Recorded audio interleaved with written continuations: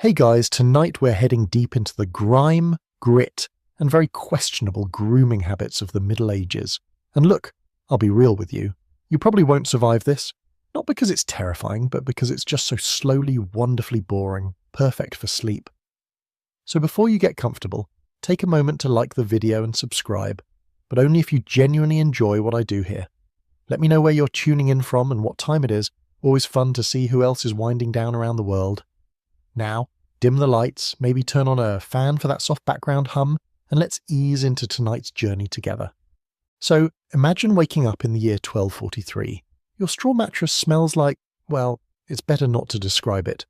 You slept in the same wool tunic you wore yesterday, and the day before and the week before. No judgment, that's just how things go here.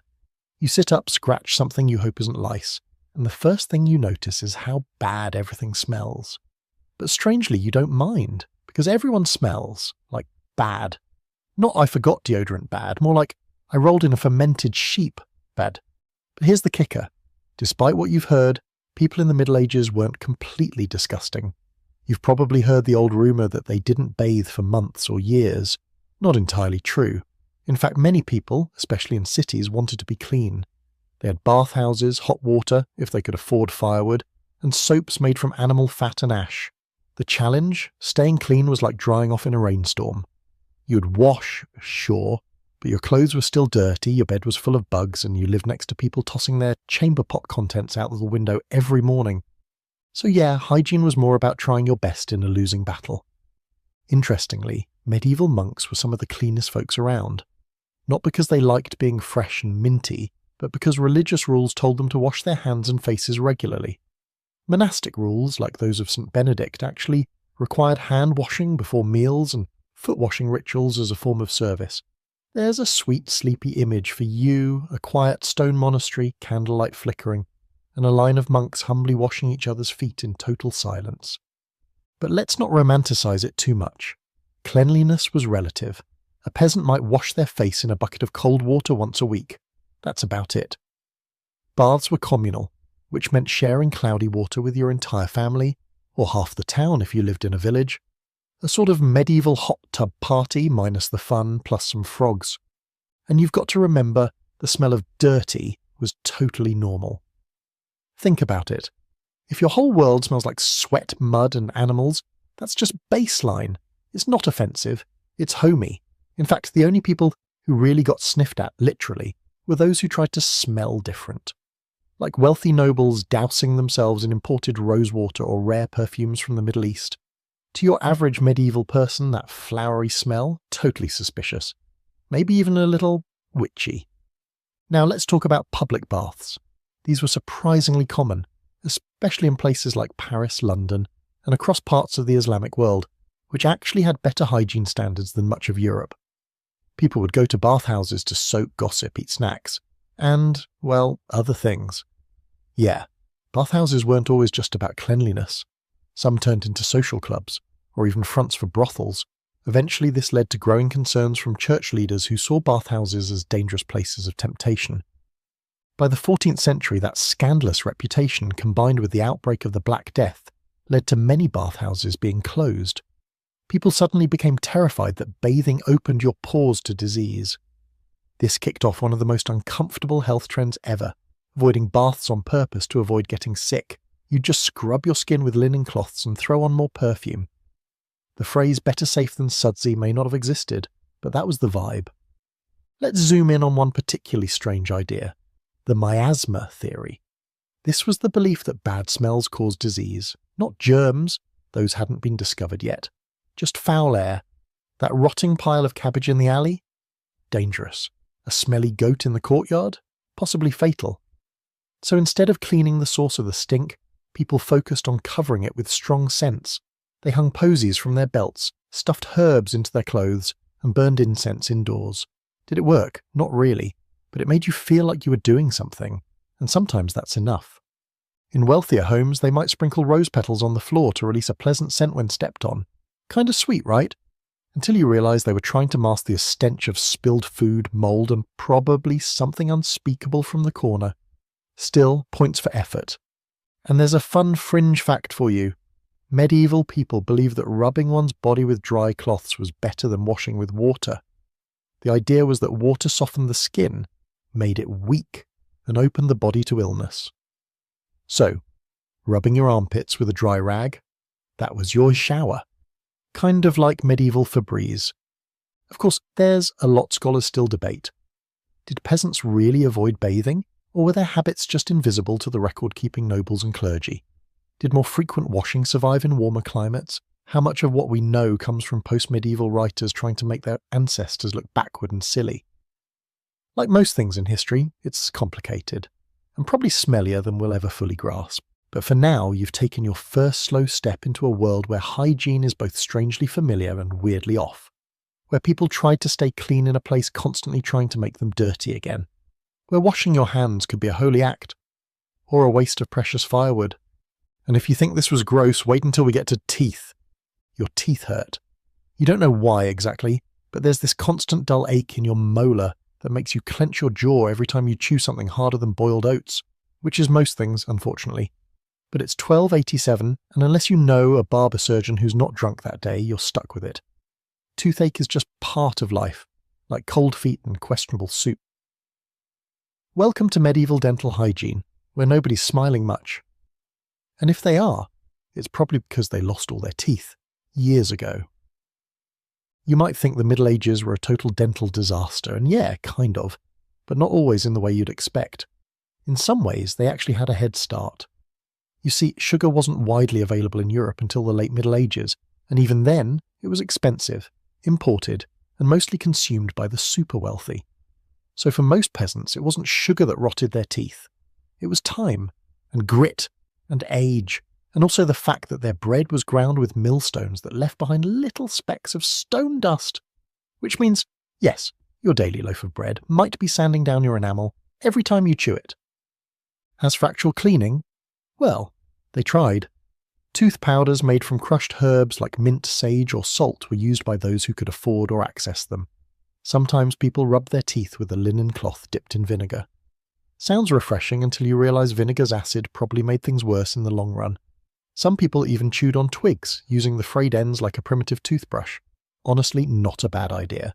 Modern miswax sticks work similarly. So not everything was terrible, just most of it. Now brace yourself, because here comes a fringe practice that's going to stick in your brain forever. Some medieval folks rinsed their mouths with urine. Human urine. Yeah. Apparently aged urine, left to sit for a while, was considered a cleansing agent. The ammonia content, legitimately strong. Whether it helped teeth or just burned everything into numbness is up for debate. Either way, it's a routine that makes mouthwash commercials feel like science fiction. And if you had a cavity, well, they didn't call it a cavity, you had a toothworm. Yes, a literal worm. The idea was that a tiny creature had burrowed into your tooth and was wriggling around in there, causing pain. There are written accounts of people trying to lure the worm out with burning herbs, smoke, and even music. Music! As if a worm was just hanging out in your incisor, waiting to hear its favourite tune before packing its bags and moving on. Barber surgeons were the ones who handled serious dental issues. These were the guys who also did bloodletting, amputations, and whatever else needed doing between haircuts. If a tooth needed pulling, they'd pry it out with iron tongs and zero anaesthetic. Just a good grip, a strong arm, and maybe a friend to hold your shoulders down. Not a fun day, but afterward, you might get a glass of ale and the vague promise that at least that one won't hurt anymore. Of course, not everyone had the same dental experience. Monks, again, were often better off, thanks to structured diets and access to herbal remedies.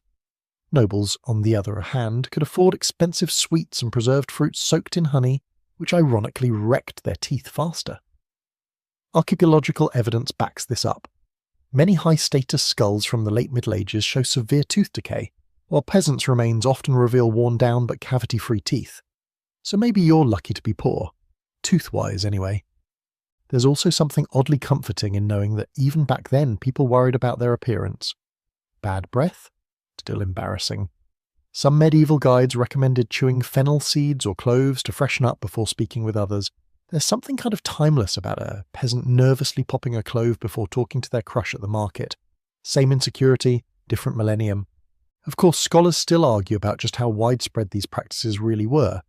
Were mouth-cleaning rituals just for the literate, upper classes who wrote about them? Or did ordinary people have their own unwritten traditions passed down orally?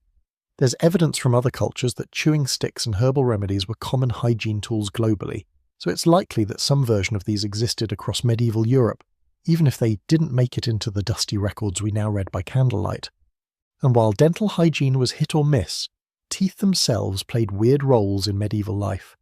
People believed toothache could be cured by wearing certain amulets, like a wolf's tooth strung around your neck, or by reciting prayers to St. Apollonia, the patron saint of toothaches who, no surprise here, had her own teeth violently removed as part of her martyrdom.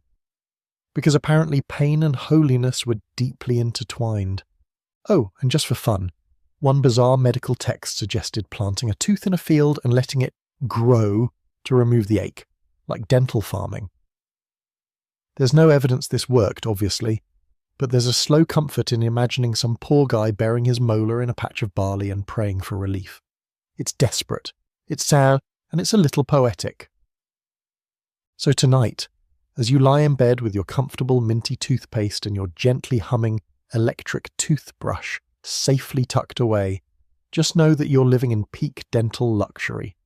No worms, no vinegar burns, no early morning tongs to the jaw, just smooth enamel and maybe a late-night snack without fear of triggering medieval-level mouth agony.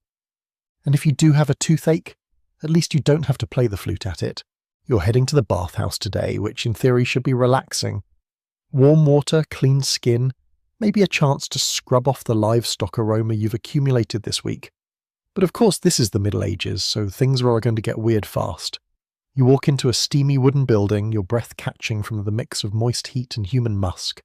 And suddenly, you're surrounded by half-naked people lounging in giant wooden tubs, chatting about everything from taxes to saints to someone's suspicious mole. It's less spa day, more lukewarm human soup. Bathhouses were surprisingly common in medieval towns, especially in places like England, France, and the Low Countries. They weren't just for the upper crust either. Labourers, merchants, even peasants scraped together the coin for a communal soak now and then. Some cities had dozens of them, sometimes as popular as taverns, and if you're picturing rows of private baths and soothing harp music, no. This is a loud, social, slightly chaotic space. People bathe together, men and women alike in many cases, and nobody's in a rush. You're here to soak, gossip, and maybe nibble some bread and cheese while pruning up like a raisin. But that innocent loaf of bread leads us to the fringe part of bathhouses. They often doubled as places of business and pleasure. In many towns, bathhouses had an unsavoury reputation for mixing cleanliness with carnality. The line between steam room and steamy situation blurred pretty fast, especially in larger cities. This didn't sit well with the church, who preached, loudly and frequently, that bathhouses were dens of sin, temptation, and probably Satan himself lurking behind a curtain with a towel. By the 14th century, especially during times of plague, bathhouses were scrutinised, shut down, or heavily regulated. Still, people loved them, because let's be honest, the rest of medieval life was freezing, muddy, and smelly. A hot bath, even shared with strangers and fleas, was a tiny luxury in a world of discomfort. And these weren't tiny tubs either. Some bathhouses had huge wooden vats, sometimes heated from below with actual fires. You'd soak, then step onto a platform to be scrubbed down with rough linen cloths, often by an attendant who may or may not be trained in the art of not hurting you. The idea was to get all that dead skin off. And believe me, they did not believe in gentle exfoliation. The goal was to scrape you clean, like a well-used soup pot. For a few coins more, you could even get scented oils rubbed onto your skin. Imported lavender, rosemary, rosewater, whatever was available or local. It sounds fancy, but it wasn't just about smelling nice. People believed strong scents protected them from disease. Remember miasma theory? Bad smells equals sickness, good smells equals protection. So slathering yourself in herbs was kind of like putting on medieval hand sanitizer, even if the science didn't quite hold up. Here's something even stranger. Bathhouses sometimes offered food service. You could literally eat a meal in the tub, surrounded by other steamy bodies. Stew in one hand, bread in the other, gossip, bouncing off the wooden walls. There's a quiet, sleepy charm to that image. Steam drifting up to the rafters, the clink of bowls, someone snorting mid-laugh as another person tries to convince them the butcher's apprentice is secretly a nobleman in disguise. But not all baths were in towns. Some people, especially in rural areas, made do with large tubs at home or even outdoor rivers if the weather allowed. These were private affairs, but still not what we'd call sanitary.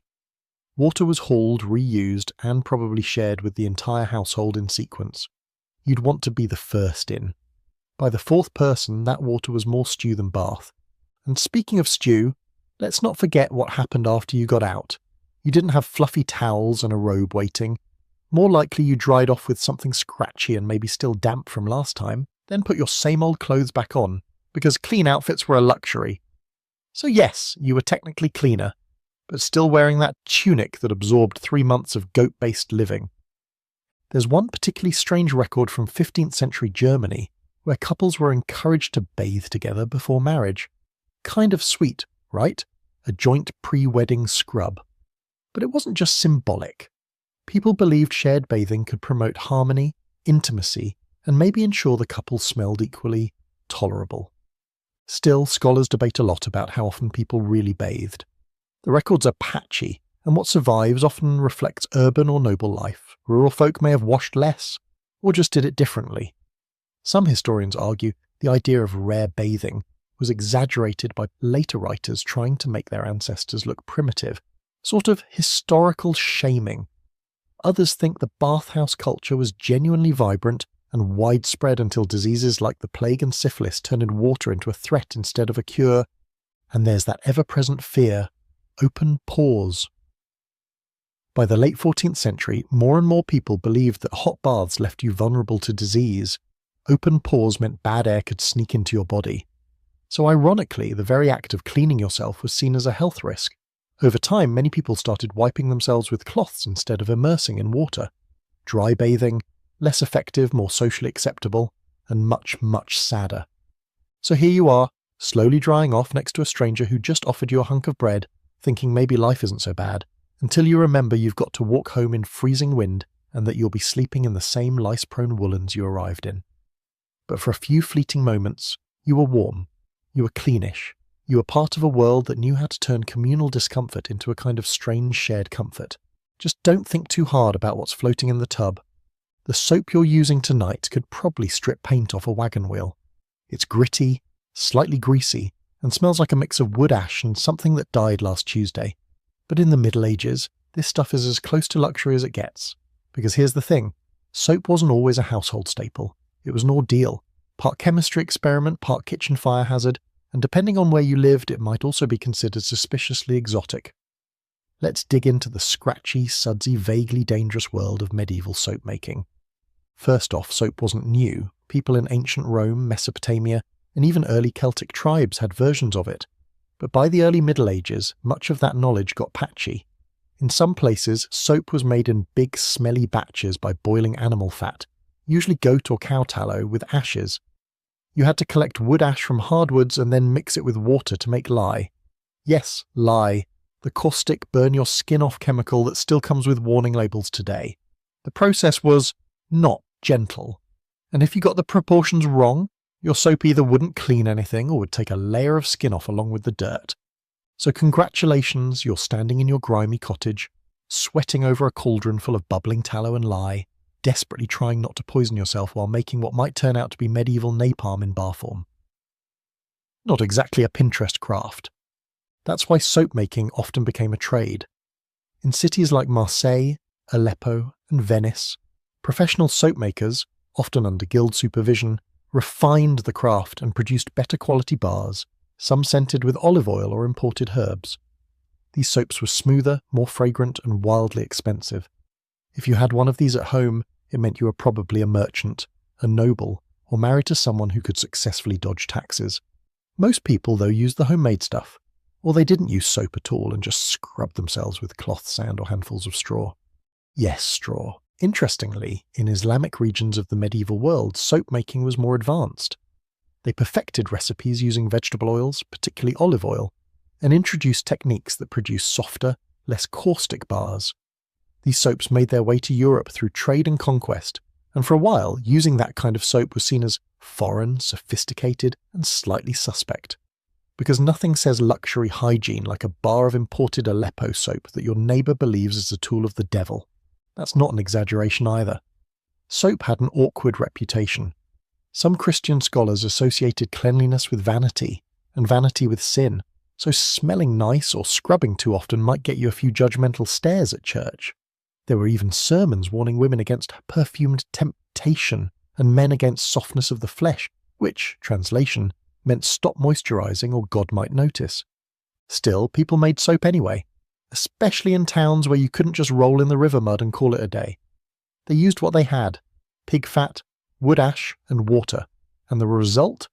An incredibly hard, often stinky substance that sometimes worked and sometimes just made your skin feel like it was being punished. But hey, better than nothing. Soap also had other uses, weirdly enough. Some texts mention using strong soap to treat lice or skin conditions. In other cases, soap was part of purification rituals. Monks washed their hands and faces before prayer, using specific soaps made in monastic workshops. These were basic but symbolically important, part of a larger practice of spiritual cleanliness. Because if the body was a temple, even a very smelly one, it deserved a little lye-based maintenance now and then. But you want quirky? Let's go extra fringe. There's a surviving medieval recipe for soap that includes ox bile, ashes of burned grapevine, and, wait for it, goose grease. The instructions are vague, the quantities nonsensical, and the warnings non-existent. But someone wrote it down, which means someone made it, and quite possibly survived using it. Barely. Now imagine being a peasant trying to store this homemade bar of experimental sludge. You didn't have a soap dish. You had maybe a damp corner of your shared sleeping space or a kitchen shelf near the turnips, and over time your soap bar would get weirdly soft, start melting into a slimy puddle, or dry into a rock-hard slab that could double as a weapon in a tavern brawl. There's also a debate among scholars about how widespread regular soap use actually was. Some argue it was a luxury, used more for laundry than for personal hygiene. Others believe it was more common than we think but underrepresented in written records, which tend to focus on elites and church practices.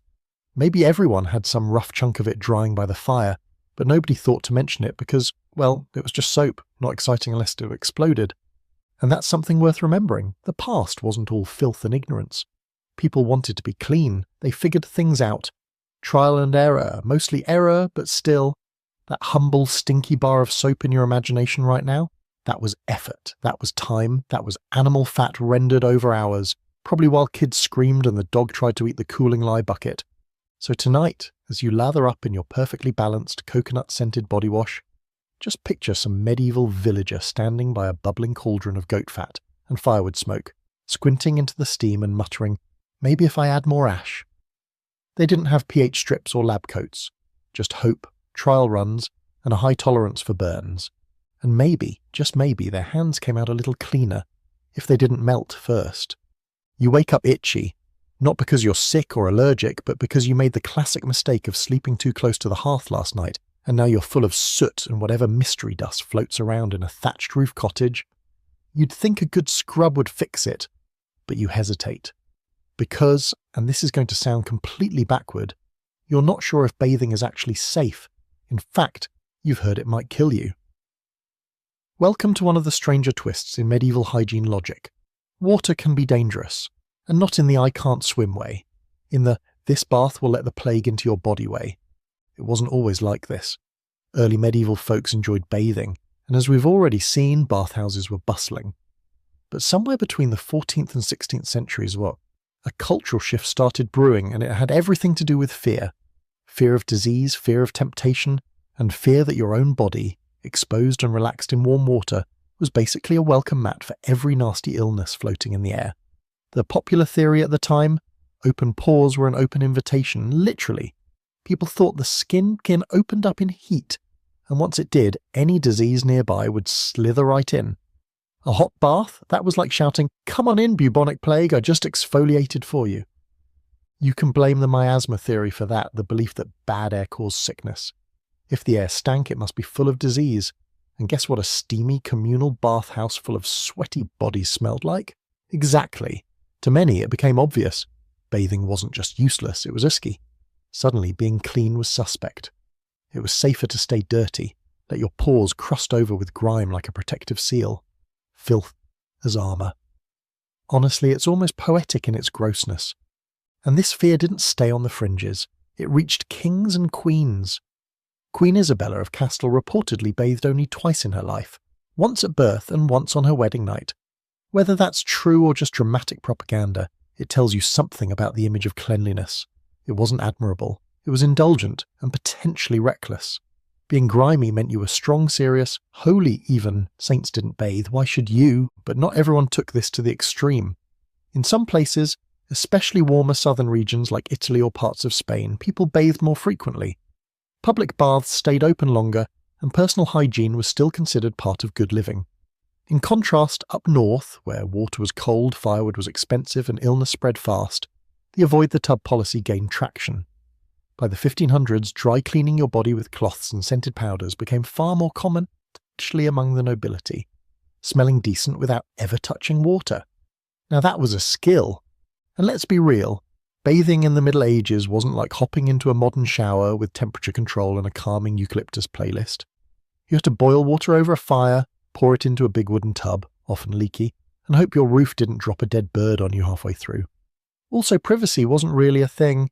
If you had a family, they probably bathed in the same water after you. So by the time you were clean, your brother, sister, dad, mum, and possibly your neighbour's goat had turned that bath into a human stew. Not exactly refreshing. Here's your weird fact for the night. Some people believed rainwater was more dangerous than well water because it had touched the sky, and the sky was full of corrupt vapours, which is a fancy way of saying clouds were suspicious. A few medical guides even warned against using rainwater for washing, claiming it could unbalance your humours or weaken your blood.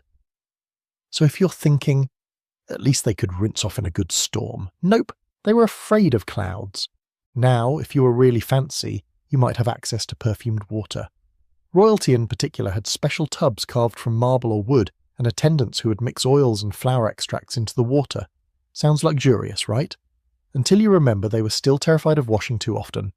So while they might sit in a beautiful tub, they'd do it rarely, and usually only if a physician told them it would realign their internal temperatures. Because again, this wasn't about dirt, it was about balance. Wash too much, and you could upset the delicate cocktail of hot, cold, wet and dry that made up your body, which could, of course, kill you. Doctors, well, the guys who called themselves doctors were all in on this. Medical texts from the period are full of contradictions. Some recommend a warm bath to loosen phlegm and stimulate digestion. Others warn that water weakens the nerves and stirs up ill humours, so basically, bath if you feel gross, but also don't bath or you'll die. Helpful. There's even debate among modern scholars about whether this anti-bathing mindset was as widespread as we think. Some argue that it was more of a post-plague panic that didn't fully represent everyday behaviour. Others think it was deeply entrenched, especially among those who could afford alternative methods like perfumes and scented powders. The truth probably lies somewhere in the muddy middle. People weren't totally filthy monsters, but they definitely had a complicated relationship with water, equal parts desire and dread. So tonight, when you step into your warm chlorinated shower, just remember, you're doing something your medieval self might have feared deeply, not because of superstitions or rituals, but because the very idea of bathing was tangled in theology, medicine, and economics. Cleanliness wasn't just about dirt, it was a philosophical gamble. And the next time you complain about a lukewarm shower, imagine crouching in a wooden tub, rain tapping the thatch above, your pores supposedly flung wide open, while someone tells you this is how demons get in. It's early morning in your little medieval town and something sloshes past your front door. You hear the unmistakable splash, a squelch, maybe even a startled yell from a passerby who wasn't fast enough with their reflexes. You don't panic. That's just someone dumping their chamber pot into the street. Again, business as usual. Because in the Middle Ages, waste disposal was basically out of sight, out the window. There were no flush toilets, of course. No indoor plumbing, no tidy porcelain thrones. What you had, if you were lucky, was a chamber pot. A simple ceramic or wooden bowl you tucked under the bed or beside a stool. You did your business there, day or night, and when it got full, you or someone in your household, read the youngest, lowest rankings person, would chuck it out the window. preferably after yelling something like "Gardeloo" or "Where below" to warn anyone walking past. Hopefully they got out of the way in time. If not, well, unfortunate. Streets weren't paved in most towns and certainly not cleaned often. They were a combination of mud, horse droppings, straw, rotting food, and the daily contribution from your upstairs neighbour's bladder. Many towns had a central gutter, or kennel, designed to carry waste downhill and away from town. In theory. In practice, that gutter, clogged, backed up, often became a putrid ribbon through the heart of the city. The smell! Imagine a compost pile had a heated argument with a wet dog, but worse. Now, let's talk about the real heroes of medieval sanitation. The night soil men. These were the folks, usually paid very little, who emptied cesspits and privies, especially in larger towns and castles. They worked after dark, hauling barrels of human waste to dumps or fields outside the city where it was sometimes used as fertiliser. Yes, your lettuce may have enjoyed a generous helping of Lord Melvin's leftovers. Night soil men were essential, but also deeply looked down upon. People avoided them in public, yet relied on them completely. A thankless job if ever there was one. If you lived in a city with some actual infrastructure, you might have access to a guardrobe. This was a narrow little stone room built into castle or manor walls, with a hole that dropped waste directly into the moat or a pit below. There's even a delightful term for the build-up that collected in those pits over decades: cess sludge. Thick, dark, and incredibly valuable to archaeologists today, who dig through it for clues about diet, disease, and parasites. You're welcome, future scholars. Now here's a fringe fact you'll wish you didn't know. Some guardrobes were designed above the kitchens. That's right. The idea was that the heat from the kitchen fires would warm the stone seat and maybe help with the smell. Spoiler, it didn't. There's something deeply unsettling about pooping directly above the soup. But let's say you lived in the country. No castle, no chamber pot, just fields. What did you do then? You found a bush, a tree, dug a hole, or not. Open defecation was common, especially among poorer folks. They didn't have the luxury of designated waste areas, and there wasn't much shame in it either. Just something you did quickly, hopefully not in view of your neighbours or livestock. That brings us to a rarely discussed medieval accessory, the humble wiping tool. Toilet paper? Not a thing. Instead, people used moss, leaves, hay, scraps of cloth, or their hands followed by rinsing with water, if available. Some wealthier folks might keep bits of linen nearby for this purpose. In monasteries, monks used a device called a gomph stick, a smooth wooden spatula of sorts. Functional, frightening, not exactly charm-in, and yet there was some thoughtfulness in how public and communal facilities were laid out. In larger monasteries, for instance, there were multi-seat latrines built with running water underneath, often placed over a stream or designed with a flow system. Not hygienic by modern standards, but miles ahead of a bucket behind a curtain.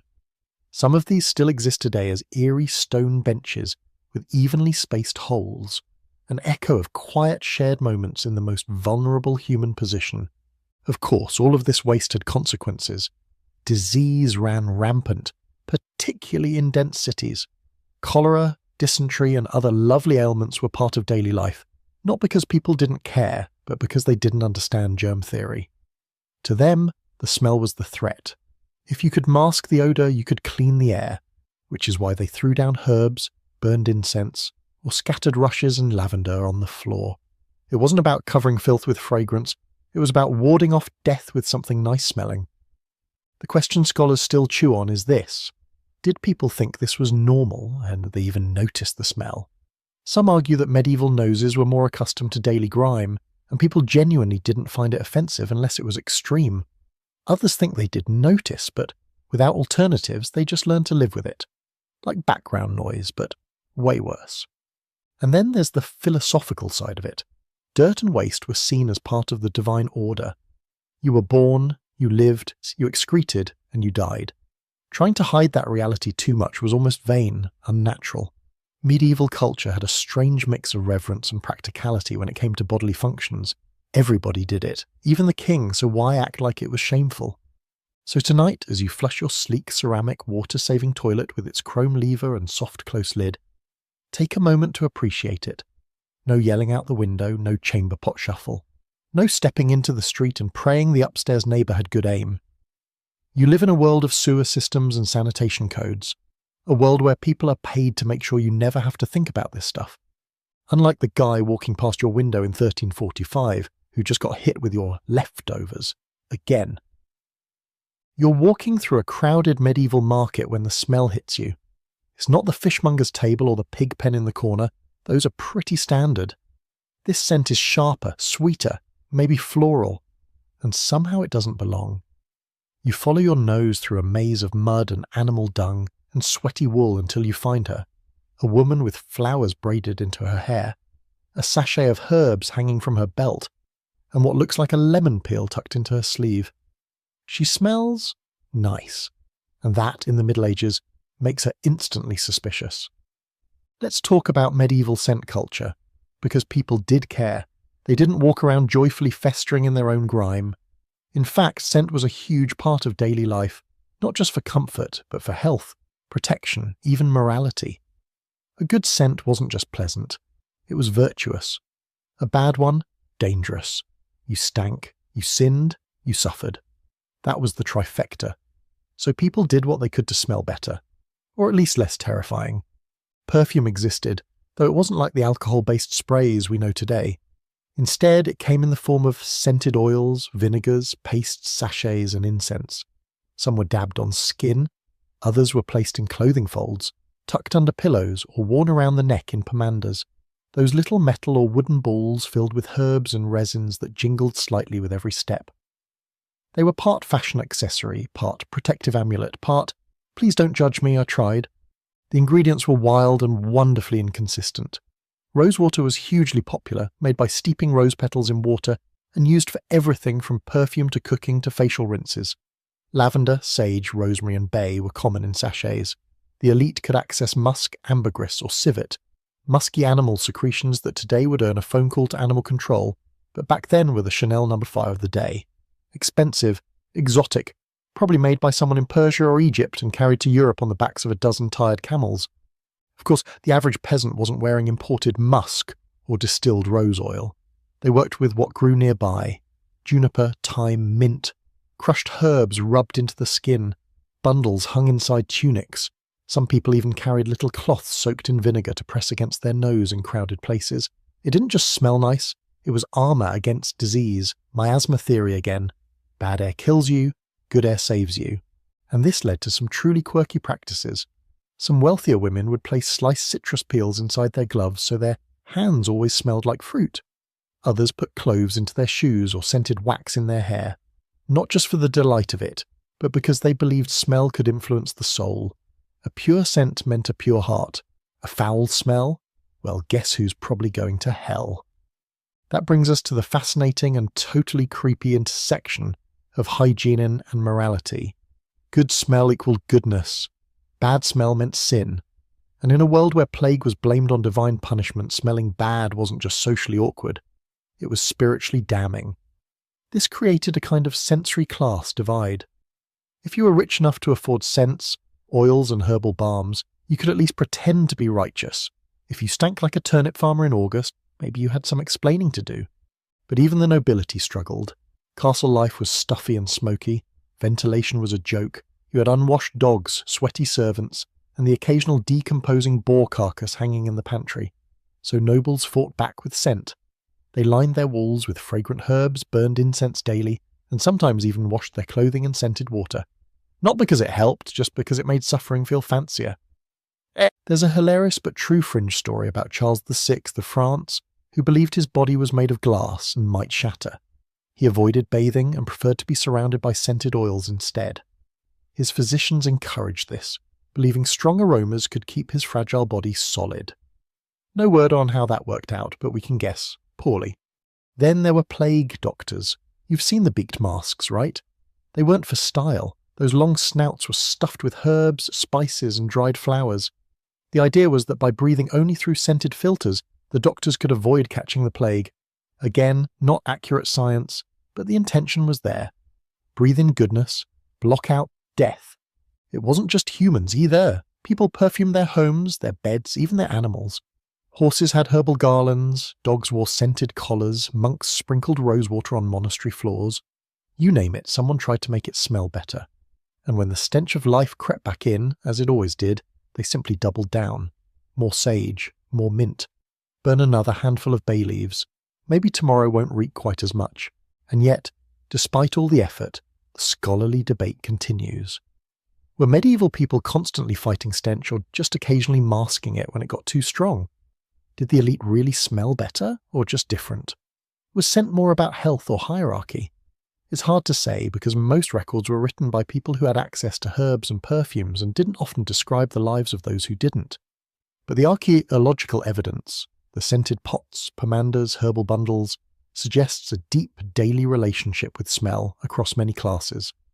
So tonight, as your lavender-scented pillowcase cradles your freshly washed face, think about that woman in the market. Her lemon peel, her crushed rosemary sachet, her softly jingling pomander. In a world of rot and disease and smoky nights, she carried a little bubble of clean air with her, one sniff at a time. And if anyone stared too long, maybe it wasn't because she smelled nice. Maybe it was because they were wondering, is she holy or just hiding something? You've been walking for days, your feet wrapped in scratchy wool, your boots slowly giving up on their structural integrity. You've crossed muddy roads, slept beside a pig pen, and eaten nothing but hard bread and dried fish. Your cloak smells like damp mildew, and whatever was in that mysterious stew back in the last village. Still you press on. Why? Because you're a pilgrim, and if you think this journey is spiritually cleansing, it's definitely not physically cleansing. In fact, the longer you walk, the more you stink like a divine garbage heap. Welcome to the world of medieval pilgrimage where everyone was equally smelly, and nobody cared. Pilgrimages were a big deal. People from all over Europe travelled, sometimes hundreds of miles, to reach sacred destinations. Santiago de Compostela, Canterbury, Rome, Jerusalem. The motivations were mixed. Some went to repent, others sought healing, indulgences, or just an excuse to get out of town for a while. But one thing united them. After a few days on the road, every single pilgrim smelled like a combination of sweat, wet wool, and spiritual determination. You might think there'd be stops to wash along the way, and there were, sort of. Some monasteries and hospices welcomed pilgrims with food, shelter, and occasionally access to a bath. But let's not kid ourselves. These were usually communal tubs, lukewarm at best, often already full of other crusty travellers who hadn't seen a bar of soap in 3 seasons. And the time pressure to keep moving, plus the fear that too much washing would weaken your already tired body, meant most people skipped the bath altogether. Clothes didn't fare much better. Pilgrims typically owned one outfit, maybe 2 if they were fancy. Washing clothes while on the road was possible, but it meant carrying wet fabric on your back all day, which could chill you to the bone or make your pack smell like damp goose feathers. So instead, you let your cloak absorb the journey, the miles, the miracles, the bad ale you spilled on yourself 3 towns ago. It became a scent map of your devotion. Still, there were ways to manage the odour. Pilgrims often carried herbal sachets, bundles of dried lavender, thyme, or mint to tuck into their sleeves or belts. Not only did they help mask the stench, they also kept insects away and offered protection against illness. Or so they believed. Pilgrim staffs were sometimes carved with little notches to hold scented charms, and in towns along the way, local vendors sold rosewater or scented vinegar to freshen up before entering shrines or churches. Nobody wanted to stand in line next to someone who smelled like they died halfway through the trip. Oddly enough, the universal stink created a kind of equality.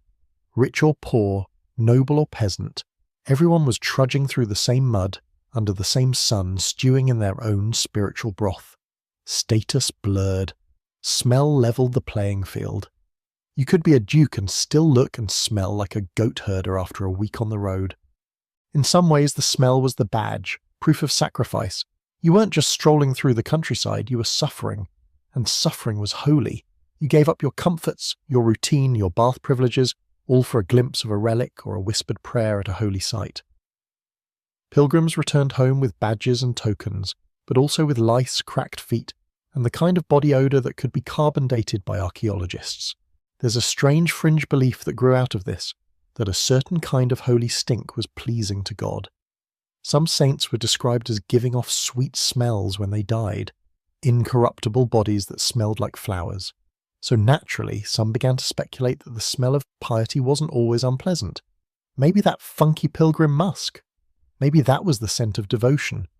Some chroniclers went out of their way to describe how bad a group of pilgrims smelled when arriving in town. Not as an insult, but as a sign they'd travelled far and were thus more worthy. One monk even wrote that he could tell a pilgrim's origin by how long the smell lingered after they left the chapel. A whole theology of travel-based BO. Pilgrimage routes often had built-in stops at sacred springs or healing wells. These offered the rare opportunity for a rinse, and not just for hygiene. Bathing in holy water was believed to heal sickness or cleanse sins. So now and then you'd get a real bath. Cold, sacred, probably full of algae, but glorious. And afterward, you'd probably just slip your mouldy tunic back on and keep walking. Progress. Scholars continue to debate just how rough these journeys really were. Some argue that pilgrims cleaned themselves more often than records suggest, particularly in southern climates where natural springs were abundant. Others point to contemporary complaints about reek and rot following pilgrims into churches as evidence that many went full grime mode. The truth again is likely somewhere in the middle. A few made time to clean, most didn't. And by the end, everyone smelled like something that should be left outside overnight. But for the devout, none of that mattered. You were walking for your soul, for redemption, for the chance to kiss the shrine of a martyred saint who'd been dead for 500 years and probably never bathed either. You weren't here for a spa day. You were here to suffer, and if you smelled like fermented onions wrapped in damp wool, good, that meant it was working. So tonight, as you climb into your clean bed, your feet soft from slippers and your skin scented with fabric softener, picture yourself on that pilgrimage road, the sky low and grey, the wind sharp with coming rain, your only protection a wool cloak crusted with old broth and dried sweat, and yet, in the eyes of your fellow travellers, you're glowing. Not because you're clean, but because you're trying. And in the Middle Ages, trying, even stinkily, was enough. You start your morning with a drink, not tea, not coffee. Those are luxuries you've never even heard of. No, today you pour yourself a nice hearty mug of ale. It's warm, slightly sour, and maybe has a few bits of something floating in it, but you don't complain. Because in the Middle Ages, ale isn't just a drink. It's survival. It's breakfast, and in many places, it's safer than water. Let's back up. Water wasn't always dangerous in the medieval world, but it was often suspicious. Streams could be polluted by animals or waste runoff. Wells could be contaminated by nearby cesspits, or the neighbours' not-so-secret habit of dumping everything into the same spot. And stagnant ponds were basically petri dishes with ducks. People didn't understand bacteria, but they did understand that water sometimes made you violently ill, so they turned to brewing, because if you're going to get sick from drinking something, it might as well give you a buzz on the way down. Ale was everywhere. Not the strong stuff we think of today, but something lighter, more like liquid bread. It was made from barley, water and sometimes oats or wheat boiled during the brewing process, which killed off many of the harmful pathogens that would have happily multiplied in a plain bucket of river water. Once fermented, it was cloudy, thick and mildly alcoholic. Just enough to make you feel warm, not enough to make you fall into a haystack before noon. Unless, of course, you had several mugs. And who could blame you? Even children drank ale, not out of some medieval version of bad parenting, but because small beer, what we'd now call table beer, had low alcohol content and was genuinely safer than the local well. You'd find little kids running around with mugs, chasing chickens and taking sips like it was apple juice, which it very much was not.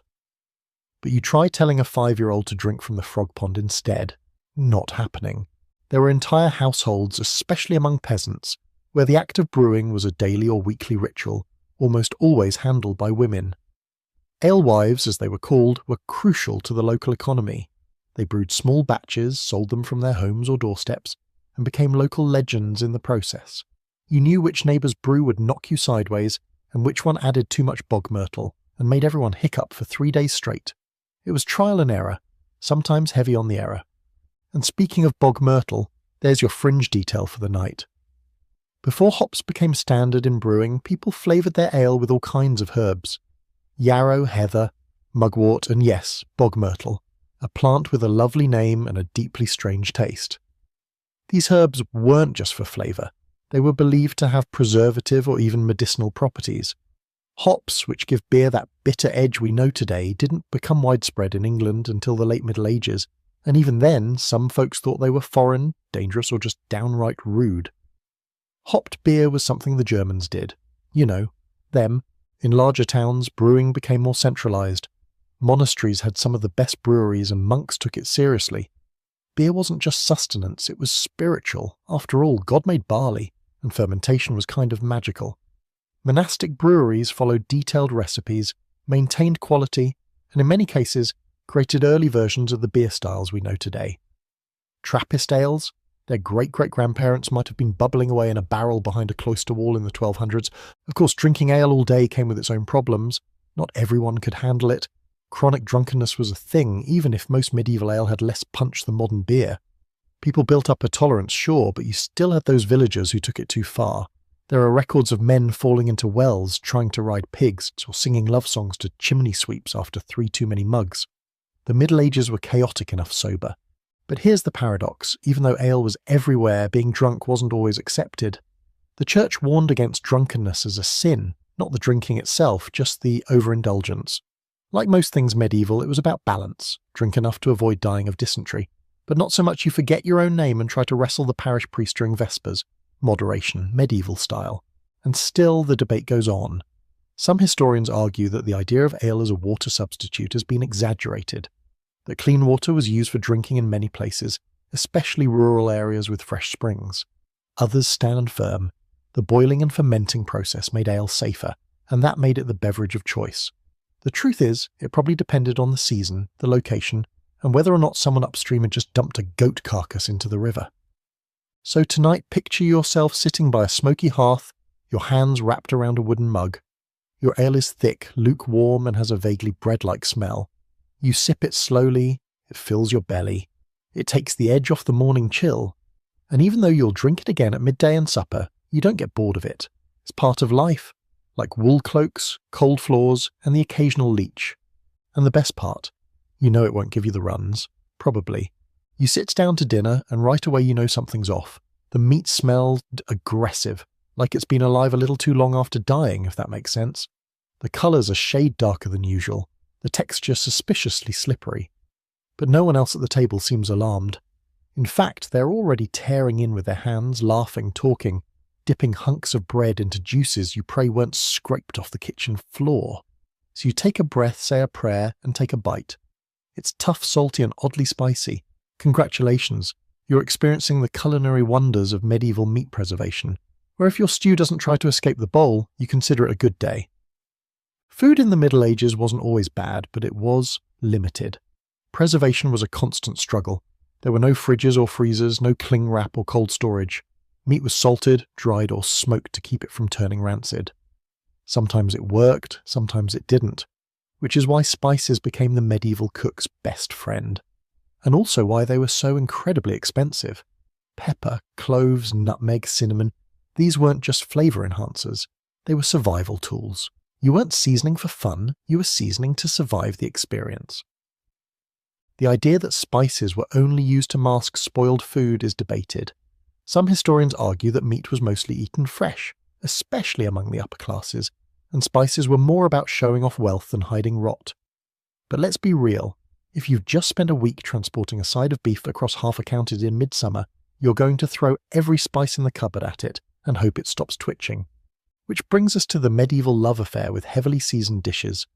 Some surviving recipes, especially from elite households, read like they were written by someone who lost a bet.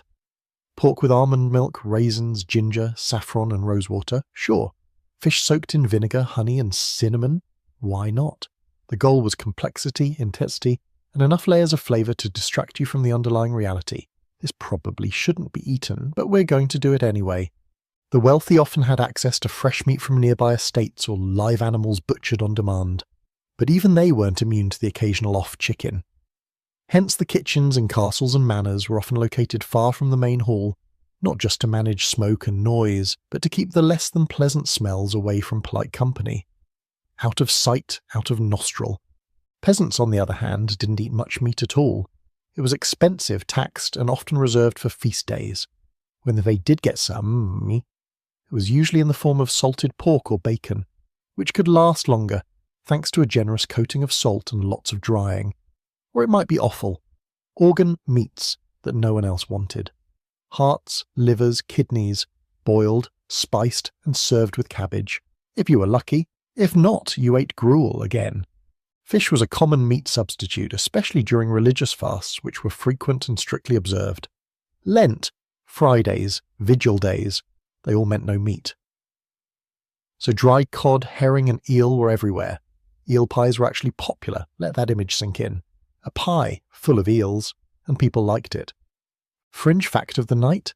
In some parts of Europe, beaver tails were considered fish because they were scaly and lived in water. The church signed off on it. So did puffins. Yep, if it swam, flew, or looked vaguely wet, it might count as a Lenten-friendly meal. Puffin stew? Technically holy. Even bread, the humble staple, had its issues.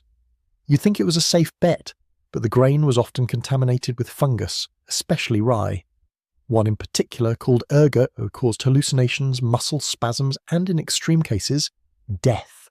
Whole villages would fall into mass fits, dancing uncontrollably, screaming, seeing visions. Historians call it St. Anthony's fire. You eat some mouldy rye bread and suddenly you're seeing dragons in your goat pen. Not ideal. To combat spoilage, cooks turned to sauces, thick, spiced, vinegar-heavy concoctions designed to drown flavour and add shelf life. Many were sweet and sour, a combination that seems strange today but was all the rage back then.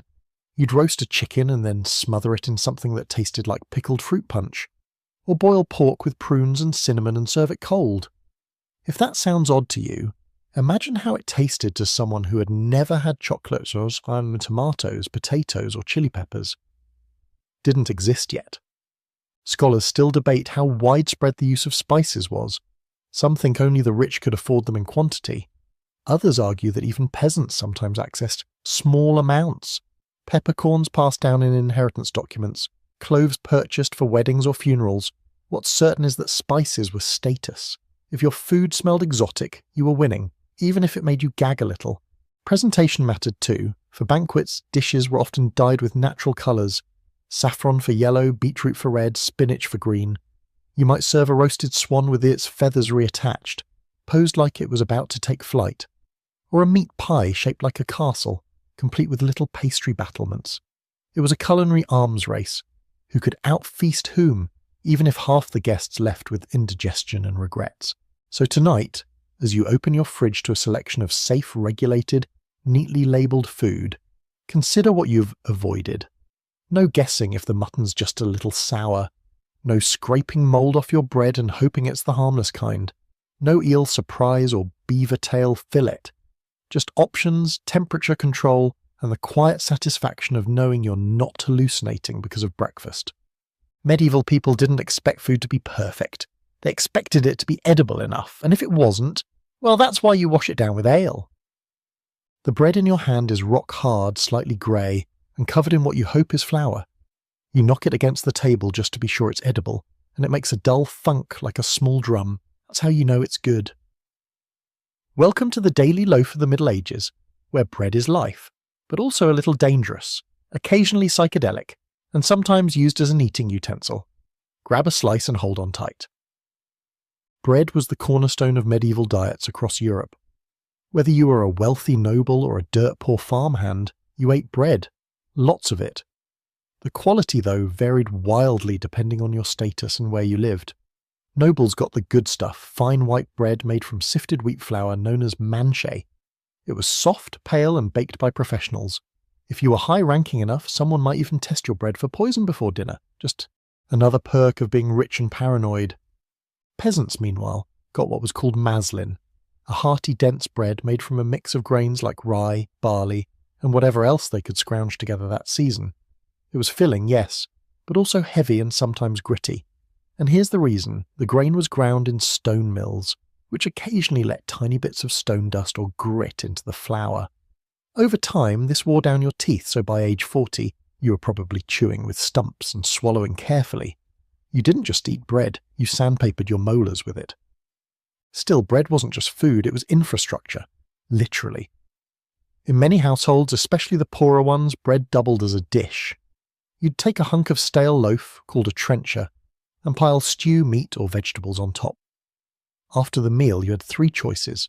To the soggy bread, give it to the poor, or toss it to the dogs. It soaked up everything. Not just gravy, but also every disease your neighbour might have coughed into the communal bowl. Delicious, but it gets weirder. Let's talk about ergot.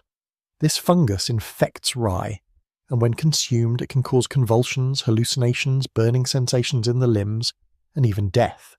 It's known today as ergotism, but back then it was called St. Anthony's fire. Infected bread caused entire villages to erupt in mysterious illnesses, people twitching and screaming in the streets, convinced they were being burned from the inside out. Others claimed to see visions of angels or demons. Imagine trying to enjoy your breakfast while the guy across the table is speaking in tongues and trying to marry a fence post. There are theories that ergotism may have even inspired some of the mass hysterias of the time, like the infamous dancing plagues, where entire groups would suddenly start dancing uncontrollably, unable to stop for days. It wasn't all catchy tunes and good vibes, it was exhaustion, injury, and sometimes fatal heart attacks, all from a loaf of rye that should have stayed in the oven just a little longer. To prevent such mishaps, some people learned to spot infected grain, but detection wasn't perfect. Millers and bakers might have suspicions, but the pressure to use every scrap of food often outweighed caution. Waste nothing was a hard rule. If you had bread that was mouldy but not too mouldy, you probably ate it anyway and just hoped your dinner didn't come with a side of spiritual possession. And even if the grain was clean, bread could still cause trouble. During famines, bakers sometimes stretched flour with questionable fillers, sawdust, chalk, ground up beans, or even clay, anything to bulk up the dough. There were actual laws in some cities forbidding bakers from cheating customers this way. If caught, the punishment could include being dunked in a river or paraded around with a loaf tied to your neck like a failed magician's trick. The public humiliation was meant to send a message: mess with bread and you mess with everyone. Because bread wasn't just food, it was symbolic. In religious rituals, in oaths, in deals made and sealed over a crusty loaf, bread was sacred, it was community. It was something that bound people together, even when everything else was falling apart. Churches gave it to the poor. Lords distributed it during feasts. It was one of the few things you could count on to show up at every table, rich or poor. One quirky side fact: some bakers were required by law to provide extra loaves with every dozen sold, a practice called the baker's dozen. The fear of punishment for shorting customers was so strong that tossing in an extra loaf became standard practice. No one wanted to be caught light on flour. Scholars still debate how widespread ergot poisoning really was. Some say it's overhyped, a convenient modern explanation for medieval weirdness. Others argue it was a major health issue that just didn't get properly recorded, hidden behind vague terms like fever, madness, or demonic possession. The archaeological evidence, charred bread loaves, weirdly bent skeletons, rural accounts of bad harvest years, suggests something was definitely happening even if the mould itself can't be dug up intact. So tonight, as you bite into your soft, crusty, evenly baked sourdough, or toast, or croissant, or whatever perfect modern carb you've got, think about your medieval counterpart gnawing on a dense hunk of barley millet mystery. Maybe a little chewy, maybe a little stone-filled, possibly a bit cursed, but still warm from the oven and worth every tooth it took with it. Because in the end, bread wasn't about luxury. It was about getting through the day, about filling your belly just enough to go dig, plough, mend, and start the whole thing over again tomorrow. And if it made you see angels while you did it, well, maybe that was just a bonus. You sit down for dinner at a wealthy merchant's table and something glints beside your plate. It's shiny, elegant, slightly menacing. A fork. Yes, a fork. And everyone around you looks mildly alarmed that you've just picked it up. Because here in the late Middle Ages, using a fork to eat your food is either suspiciously foreign, dangerously decadent, or just plain unnecessary. Why use a tiny metal pitchfork when God already gave you 10 perfectly good fingers? Believe it or not, forks were controversial. They'd existed in the Byzantine Empire for centuries, used by the elite to eat sticky or slippery foods, and by the 11th century, they made their way into parts of Italy through trade and intermarriage with Eastern nobility. But the reaction? Not great. One infamous story tells of a Venetian noblewoman who used golden forks at her wedding feast, only to be accused later of vanity, wastefulness, and pride. When she died of the plague shortly after, some claimed it was divine punishment for her inappropriate use of tableware. That's how strong fork phobia was. So while you're daintily stabbing a piece of boiled parsnip, your host is nervously tearing bread in half, wiping his hands on the tablecloth and pretending not to notice your modern audacity. You're making everyone uncomfortable and you don't even know it. For most of the Middle Ages, people ate with their hands, spoons and knives. Spoons were common and widely accepted, perfect for porridge, soup and anything mushy. Knives were essential both for cutting and for shoveling food toward your mouth. In fact, people often brought their own knives to meals, like BYOK, but less Pinterest and more don't get stabbed during dessert. Tables weren't always stocked with utensils, so if you forgot your knife, good luck eating that full roast. But fingers were king. You'd tear meat apart, dip it into sauce, and share trenchers, those big slabs of bread we talked about, between 2 or 3 people. Communal eating was the norm.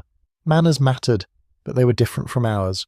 You didn't blow your nose into the tablecloth, you didn't wipe your mouth on your sleeve, and you definitely didn't lick your fingers and go back for more stew unless you wanted someone to accidentally knock over your ale.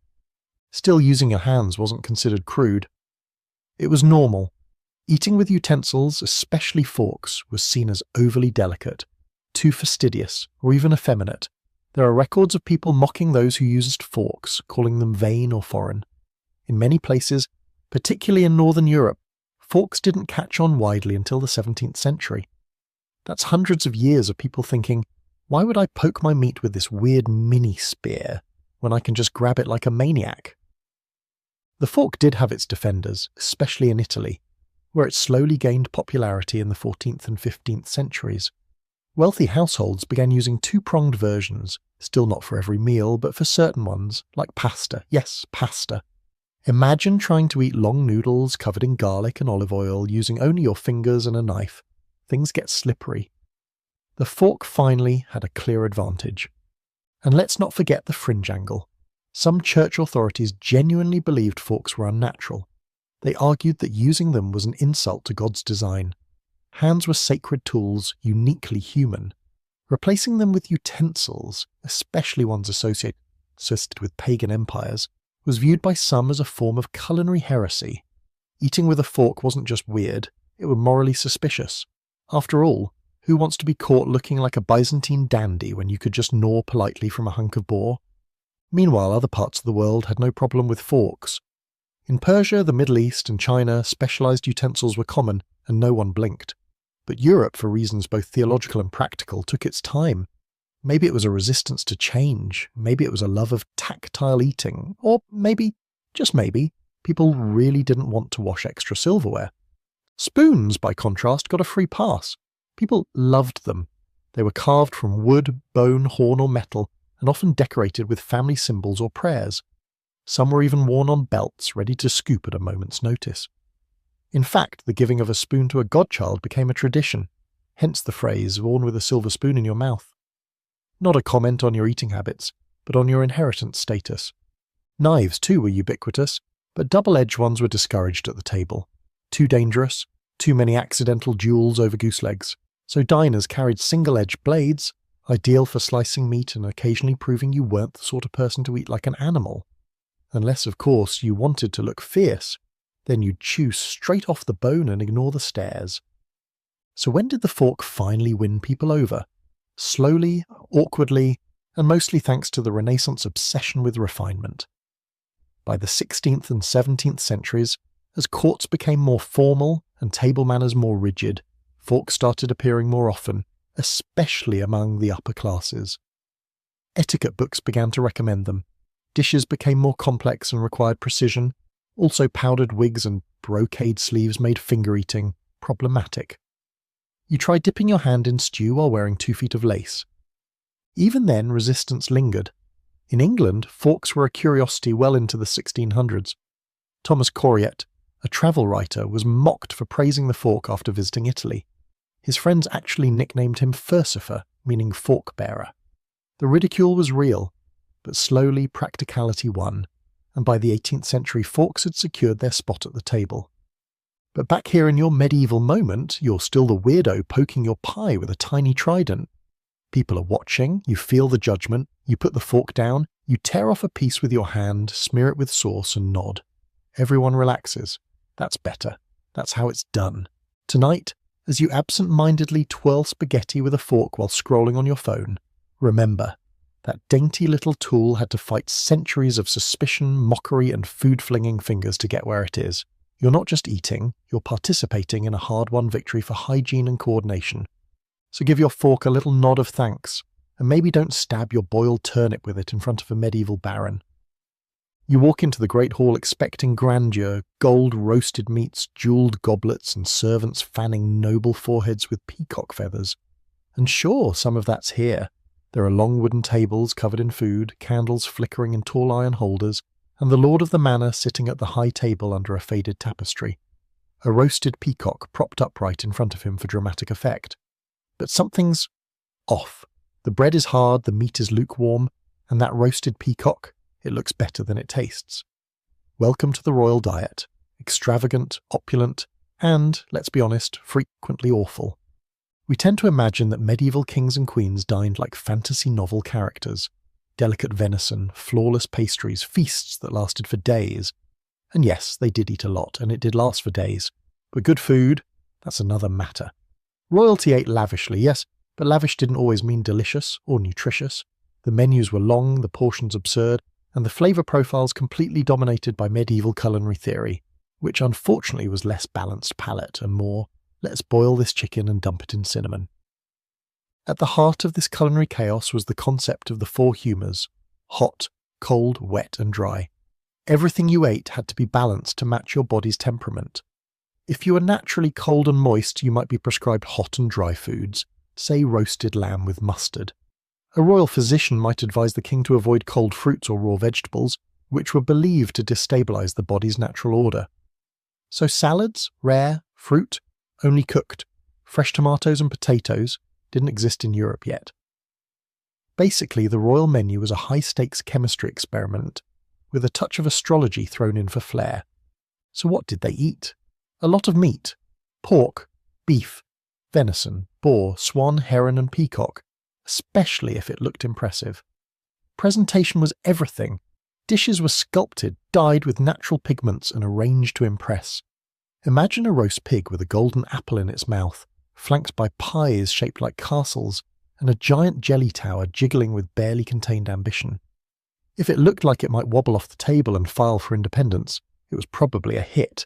And yet, for all the sparkle, the food itself was often overcooked, over-seasoned, or just weird. Meat was boiled more often than roasted, as boiling was seen as healthier and better for preserving the balance of humours. Sauces were thick with breadcrumbs, vinegar, wine or almond milk, then blasted with cinnamon, cloves and sugar. It was like everything on the table was trying to be dessert, but with a slab of mutton in the middle. Sugar, by the way, was a symbol of wealth. Imported at great expense, it was used not just to sweeten but to flaunt. The rich threw sugar into fish dishes, meat stews, even wine. They didn't care if it made sense, they cared if it screamed expensive. You know what else they loved? Gold. Not in the dishes, on the dishes. Edible gold leaf was used to decorate pastries, fruit, even roast birds. If you weren't eating something that sparkled, were you even nobility? Let's not forget that the food was also cold half the time. Kitchens weren't attached to dining halls. Too much smoke, too many fires, so the food had to be carried in. Depending on how big your estate was, that could mean your dinner took a long, bumpy trip before reaching you. No wonder the sauces were so aggressive. They weren't just for flavour, they were for resuscitation.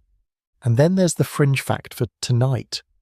Jelly eels were once considered a delicacy at royal feasts. Eels were cheap, plentiful, and could be cooked in gelatinous broths that set into trembling semi-transparent towers. A jellied eel centrepiece was both horrifying and deeply fashionable. Like haute cuisine met a science experiment. Despite the culinary chaos, there was some structure. Feasts were organised in courses, not like today's appetizer main dessert system, but in waves of food. Each course might have dozens of dishes, some meat, some sweet, some fish, all laid out at once. You didn't get a plate of your own. You shared trenchers, goblets, and sometimes even napkins. If you were lower ranking at the table, you probably got the leftovers from the high table. And if you were really low ranking, you were serving, not eating. Royal banquets also weren't quiet affairs. Music played. Jugglers juggled. People recited poems, debated theology, or threw turkey legs when the wine kicked in. Food was theatre. It was a power move. It was excess on a scale designed to make you believe the king or queen was divine. because only the divine could afford this many stuffed peacocks and almond milk jellies in one sitting. Scholars have debated how healthy these diets really were. On one hand, the nobility consumed vast quantities of animal protein, sugar and alcohol, often with very few vegetables or fresh fruits. That's a recipe for gout, constipation, and a permanently bad mood. On the other hand, their constant feasting was usually broken by long periods of fasting enforced by the church. 40-day fasts before Easter, meatless Fridays, and vigil days meant that even kings had to dial it back now and then, though they often got creative. Did you know whale counted as fish for fasting purposes? Problem solved. Still, the health consequences were real. Gout was known as the disease of kings. Swollen joints, especially in the feet, were seen as the price of luxury, and poor dental hygiene, combined with constant snacking on honeyed nuts and candied fruit, meant that by age 40 many nobles had a mouth that looked like a chessboard mid-game. So tonight, as you heat up something simple, maybe soup, maybe leftovers, you can smile, knowing that your food is probably hotter, tastier, and less gelatinous than a king's. No mystery sauces, no pie with songbirds baked inside, yes, that was a thing. No risk of catching gout from a single dinner. And if you still want to eat like royalty, sprinkle a little cinnamon on your next steak. Then sit in silence and question every choice you've ever made. You're sitting in a stone-walled dining hall, surrounded by men in robes. The air smells like beeswax candles, old wood and lentils, lots and lots of lentils. The conversation is hushed, serious, and mostly in Latin. You're in a monastery now, which means mealtime is not just about eating. It's about discipline, about cadence, about figuring out exactly how many loopholes it takes to justify eating a roasted beaver during Lent. Because if there's one thing medieval monks were good at, aside from prayer, it was finding delicious ways to follow the rules, or technically follow them. Let's start with the basics. Monastic diets were simple, structured, and, on paper, very restrictive. Most monastic orders followed the rule of St. Benedict, which outlined when and how monks could eat. Meat from four-legged animals was often banned, or at least discouraged. Fasting was frequent. Meals were eaten in silence, with one monk reading aloud from scripture or the writings of early church fathers. The idea was to keep the body humble, the appetite restrained, and the spirit sharp. But medieval monks were not robots. They were human and hungry. Which brings us to the ancient monastic art of the food loophole. No meat? Fine. We'll eat fish. But what counts as fish? Well, eels do. So do seals, puffins, whales, beavers, and basically anything that swims, even if it technically walks or flies too. The logic was beautifully flexible. If it lived in the water, or near the water, it could be blessed, boiled, and served on a Friday. The church eventually had to clarify the rules, but by then, monks were already 3 courses into a seafood banquet featuring animals Noah probably didn't even remember packing. One standout culinary trick? Beaver tail. It's oily, flat, and kind of scale-textured, which made it past the fish test. Monasteries near rivers became experts at cooking it. Some even included beaver in their fish ponds. Not kidding. Monastic fish ponds were a big deal, carefully managed, often stocked with carp, trout, pike, and anything else that swam. They were like medieval aquaculture farms with spiritual overtones. Feed the soul and the belly, as the saying never went. So the daily monastic schedule revolved around prayer and labour, with meals happening at fixed times. Breakfast, rare. The first main meal came at midday, after a long morning of chanting, copying manuscripts and gardening. Dinner was lighter, eaten in the early evening. Portions were modest, often served in small wooden bowls. A monk's basic meal might include bread, legumes, onions, cheese, and if they were lucky, a few eggs or preserved fish. But not all monasteries were created equal. Wealthier ones, especially in France, England, and the Low Countries, grew enormous estates, produced wine, brewed ale, and had access to incredible food. Some monks lived better than most nobles, especially those in higher offices like abbots or priors. They didn't just eat well, they dined well. Fancy tablecloths, sweetened pastries, and sauces that would have made a court cook jealous. Not exactly the ascetic life, but hey, God moves in mysterious and sometimes buttery ways. Fringe fact, some monastic cookbooks survive. These weren't simple lists of beans and porridge. They contained dozens of elaborate recipes, including desserts made with almond milk, rice, honey and spaters, rice pudding, monks were on it, lentil and herb stews, all day. The idea wasn't to indulge, of course, the idea was to make humble ingredients taste heavenly. And if a few extra saffron threads fell into the pot, divine accident. Alcohol was also allowed. In fact, monks were famous for their brewing skills. Ale and beer were safer than water, as we've covered, and monastic breweries produced some of the best drinks in Europe. Monks often received a daily ale allowance, 1 gallon per monk per day in some places. Yes, you heard that right, 1 gallon. Not all of it was alcoholic, mind you, most was small beer, but still. You'd better believe Brother Ethildrick was taking his hydration very seriously. Despite all this, fasting was real. During Lent, Advent, and specific holy days, food was restricted to the basics: bread, water, vegetables, and some fish. No meat, no dairy. In some strict orders, even fish was out, and monks subsisted on plain legumes and broth. It wasn't meant to be fun, it was meant to be humbling, to remind you that spiritual nourishment mattered more than a full belly. But the hunger never stopped clever minds. One 15th century monk reportedly created an entire faux feast out of vegetarian ingredients to trick his fellow friars into thinking they were eating meat. Mushrooms became kidneys. Minced fish was shaped into chicken. It was either genius or sin, depending on who you asked. Probably both. There's a scholarly debate about how closely these dietary rules were followed.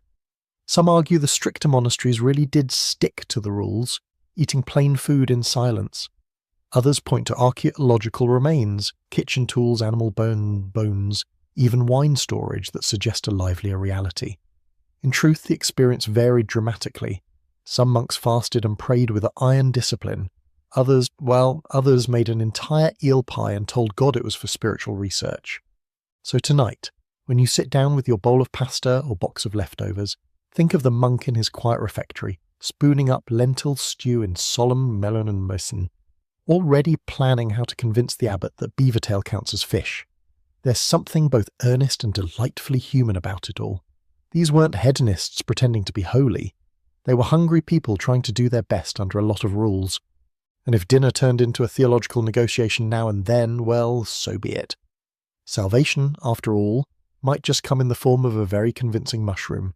You're not feeling great. There's a strange tightness in your chest, your head's pounding, and your stomach's making noises that sound like a small animal is trapped inside.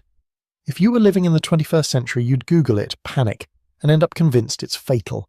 But you're in the Middle Ages, so instead you do something far more dramatic. You call the local barber. Because in this era, the same guy who trims your beard also pulls your teeth, sets your broken bones, and, if you're really unlucky, drains your blood with surprising enthusiasm.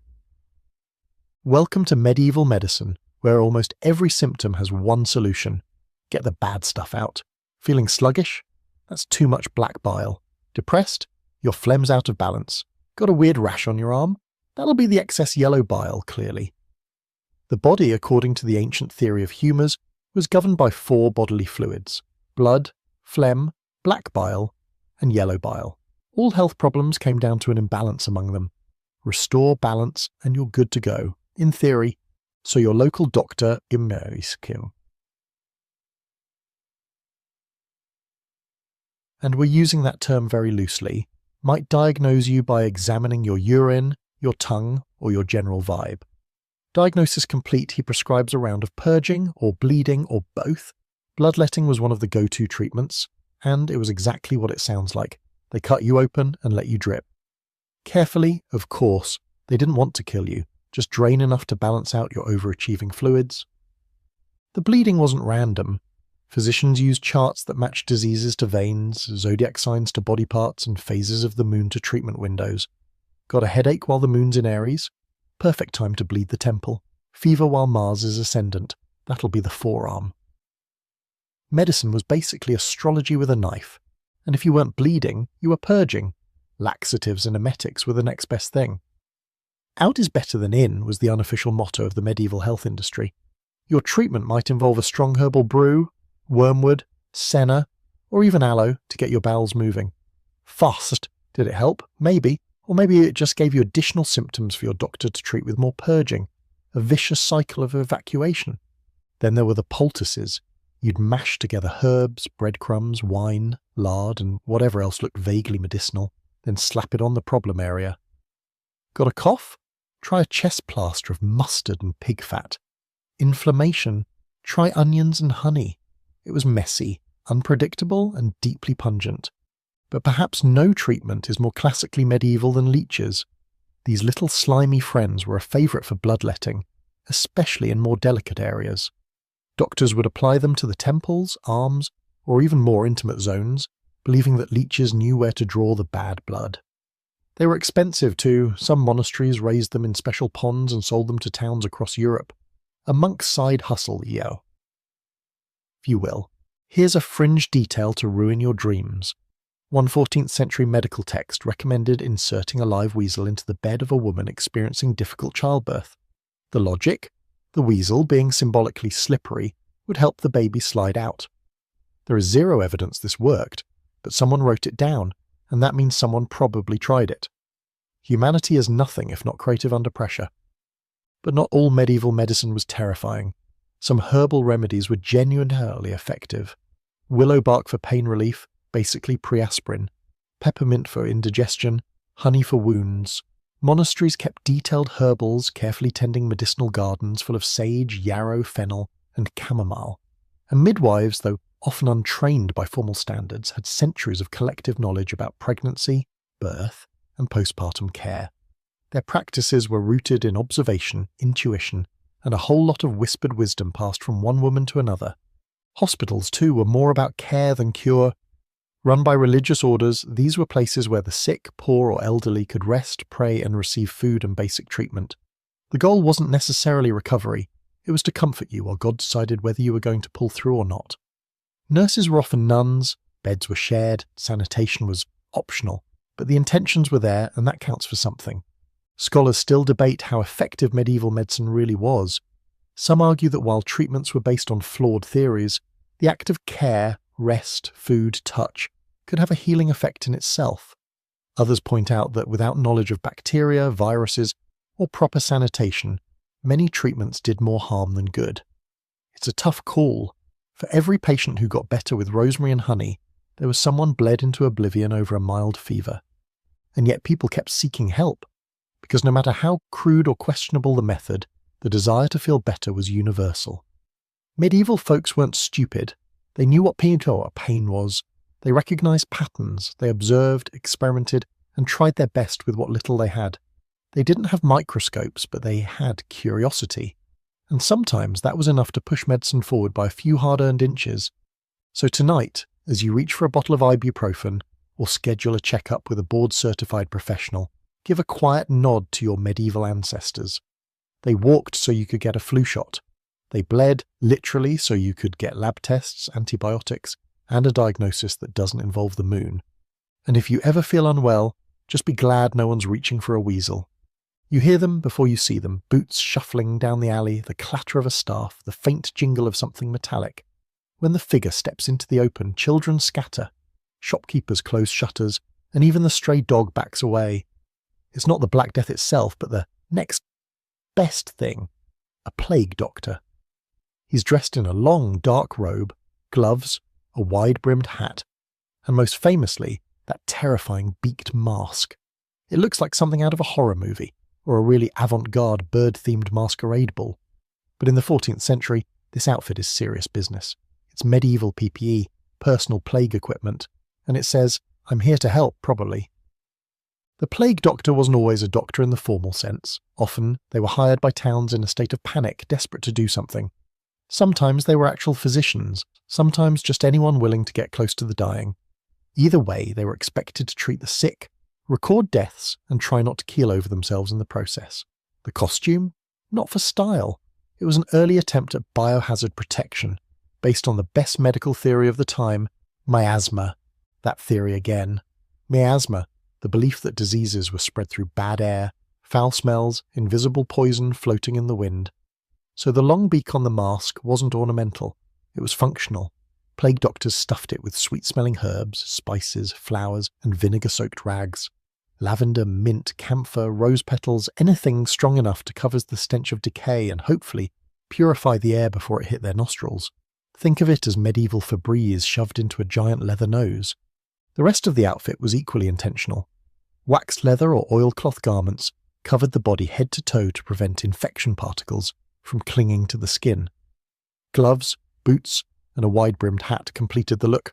The staff served multiple purposes, checking patients without touching them, keeping desperate townsfolk at bay, and probably swatting at rats with grim determination.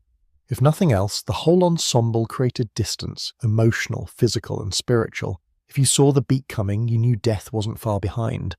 But what could the plague doctor actually do? Not much. They might lance buboes, the swollen infected lymph nodes caused by bubonic plague, then apply a poultice of onions, butter, or crushed herbs. Some tried bloodletting, believing it could draw the poison out. Others recommended burning aromatic woods, praying, or applying toads to the sores. No, really, live toads. The theory was that they would suck out the infection. Honestly, the toads probably didn't enjoy it either. And here's a grim little fringe fact. Some plague masks had glass eye openings, which was rare for the time. Eye protection wasn't common, but the designers of these suits figured if the poison could enter through your breath, maybe it could enter through your eyes too. So they added lenses. Were they effective? Probably not, but hey, at least they were committed to the look. The most famous plague outbreak, of course, was the Black Death, which hit Europe in the late 1340s and wiped out somewhere between 30% and 60% of the population. That's not a typo. Whole towns vanished. Families disappeared overnight. Mass graves became standard practice because burying each victim individually became impossible. The sheer speed of the disease was staggering. You could feel fine in the morning and be dead by nightfall. It made everyone paranoid, terrified, and extremely unhygienic. Fear led to desperation, and desperation led to blame. Jews were accused of poisoning wells and were murdered in horrific pogroms. Foreigners, beggars, lepers, and even cats were targeted as scapegoats. Yes, cats. Many were killed during the plague, which ironically helped rats thrive. Rats carried fleas, fleas carried the plague bacterium. Killing cats? Not the best strategy. Medieval logic strikes again. But despite all this, some cities did try real preventative measures. Quarantines were established. Ships coming into ports like Venice were required to wait 40 days offshore. Quarantagioni, hence the word quarantine. Travellers were turned away, and some towns posted guards at the gates to prevent outsiders from entering. They didn't understand germs, but they did understand patterns. Sick people coming into town is equals town gets sick. Block the sick people, simple math. Plague, doctors became symbols, not just of medicine, but of the surreal, nightmarish landscape people lived in. They were both feared and needed. Villagers didn't trust them, but they didn't want to face death alone either. Some doctors took bribes to treat wealthy families. Others abandoned their posts and fled. A few wrote detailed accounts of what they saw, which is how we know the horrors weren't exaggerated. Scholars debate how common the full-beat costume really was. The iconic image comes from a French physician named Charles Delorme, who described the outfit in the 17th century during a later outbreak. There's little evidence it was worn widely during the original Black Death in the 1340s, but whether it was real or symbolic, the mask has become inseparable from plague imagery.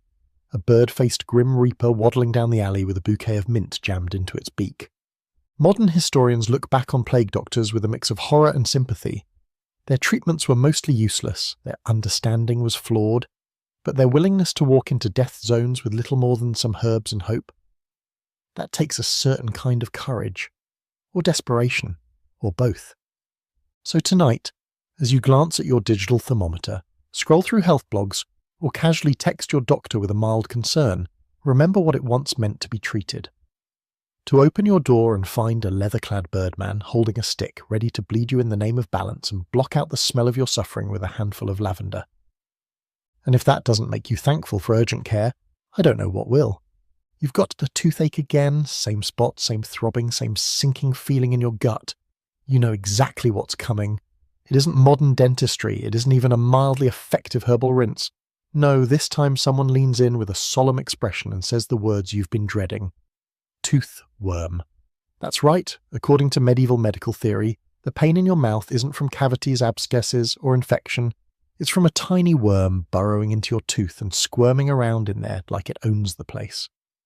Welcome to the bizarre world of medieval medical folklore, where every pain had a creature, Every illness had a spirit, and no body part was safe from myth. Toothworms were widely accepted across Europe and the Islamic world for centuries. The idea probably came from the fact that if you cracked open a rotting tooth, you might see soft, stringy pulp inside, looking suspiciously worm-like. Add in a bit of pain-fueled imagination and a dash of poetic storytelling, and voila, squirmy invader confirmed. People truly believed the worm bored into the tooth, causing pain when it moved and blessed relief when it rested, which makes toothache sound a lot like a really bad roommate situation. So what did they do about it? You'd think they'd go in with tongs and yank the whole thing out, which they sometimes did, but first they tried to coax the worm out. Seriously. Early remedies included smoking the tooth with burning herbs or incense, hoping the worm would find the smell unpleasant and crawl out. In Norway, one remedy involved boiling henbane and having the patient breathe in the steam while plugging the opposite ear. Why? Apparently the worm would be smoked out of the skull like a reluctant tenant. You can almost picture it, can't you? A desperate man clutching his jaw while someone waves a smouldering bundle of herbs under his face, both of them waiting in awkward silence for the worm to evacuate. And it wasn't just teeth. Medieval medicine was full of creatures. Liver pain, possibly caused by toads, stomach issues, you might have a snake curled up inside, a headache, a demon of course. What else could explain something that unpleasant? The line between physical and spiritual was incredibly blurry. Illness was never just a biological problem, it was a sign, a punishment, a possession, a test, sometimes all four. That's why magical cures were as common as medical ones. You might be prescribed a charm to wear around your neck inscribed with protective phrases or astrological symbols, or you might be told to recite a prayer while holding a relic, preferably one connected to a healing saint. Saint Apollonia, for example, was the go-to figure for dental pain. Why? Because she'd had all her teeth torn out during her martyrdom. You prayed to her, hoping she'd take pity on you and perhaps yank your own pain out with divine force. Fringe fact of the night. In some regions, people believed that carrying a dried frog in a small bag around your neck could cure a toothache. Others claimed that if you spat into a frog's mouth and set it free, it would take the pain with it. It's unclear whether this worked or just gave you a new fear of amphibians. This crossover between folklore and medicine also shows up in treatments involving astrology. You weren't supposed to have a tooth pulled when the moon was in Taurus, because Taurus rules the neck and mouth. Better wait for a safer sign, like Sagittarius or Libra. Some medical guides included entire charts to help patients schedule their surgeries according to the stars. Imagine telling your dentist today, "Sorry, we'll have to reschedule. Mars is in retrograde and I don't want my gums to bleed excessively." And while we laugh at toothworms and star charts now, we forget that medieval people were doing the best they could. Pain with no explanation is terrifying. No microscopes, no anesthesia, no idea what a bacteria was, just relentless aching in your skull and a handful of guesses. So if someone said, "It's a worm," you nodded. Because honestly, that explanation was better than nothing. Of course, sometimes things worked. Some herbal remedies genuinely reduced pain. Clove oil, for instance, has mild anesthetic properties, and certain poultices had anti-inflammatory effects, but most of it was trial and error, passed down by word of mouth or scribbled into messy manuscripts stored in monasteries. Medical texts from the time often included both scientific advice and straight-up magical spells side by side, with no clear boundary between the two. If one didn't work, you tried the other. Scholars still argue about the influence of superstition on medieval health practices. Was it just for the poor and uneducated? Or did even trained physicians believe in worms and spirits? Evidence suggests that even the most scholarly doctors included folk beliefs in their routines. After all, they were part of the same cultural soup. Belief wasn't something you set aside, it was woven into how you interpreted pain, disease, and healing. So tonight, when your mouth is sore from eating too many chips, or that one molar starts acting up because you forgot to floss again, pause for a moment, feel the ache. Now imagine explaining it to someone in the 1300s. It's probably just a cavity, you say. They nod solemnly, pull out a steaming bundle of herbs, and begin chanting in Latin while eyeing your jaw like a battlefield. We don't believe in toothworms anymore. But once upon a time, people thought your pain had a shape, a presence, a wriggling life of its own, and that's strangely poetic. Terrifying, but poetic. And now, maybe, just maybe, your jaw starts to feel a little sore, doesn't it? You're sitting cross-legged by the fire, absently scratching the back of your neck. Nothing unusual, Everyone does it. Then someone else reaches into their tunic and starts combing through their hair with 2 fingers, pinching and flicking. You hear a faint snap. Another one bites the dust. Welcome to the eternal medieval pastime, the lice battle. Not a day goes by without someone doing the slow, deliberate ritual of the scratch check squish. It's not just hygiene, it's bonding. A community activity, weirdly soothing if you don't think too hard about the fact that your scalp is a 5-star buffet for parasitic hitchhikers. Lice were everywhere in the Middle Ages. Head lice, body lice, even pubic lice, which had their own set of awkward challenges. No one was immune. Nobles had them. Peasants definitely had them.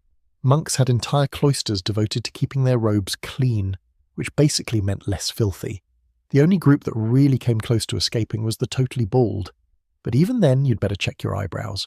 People accepted lice as a fact of life like rain or taxes.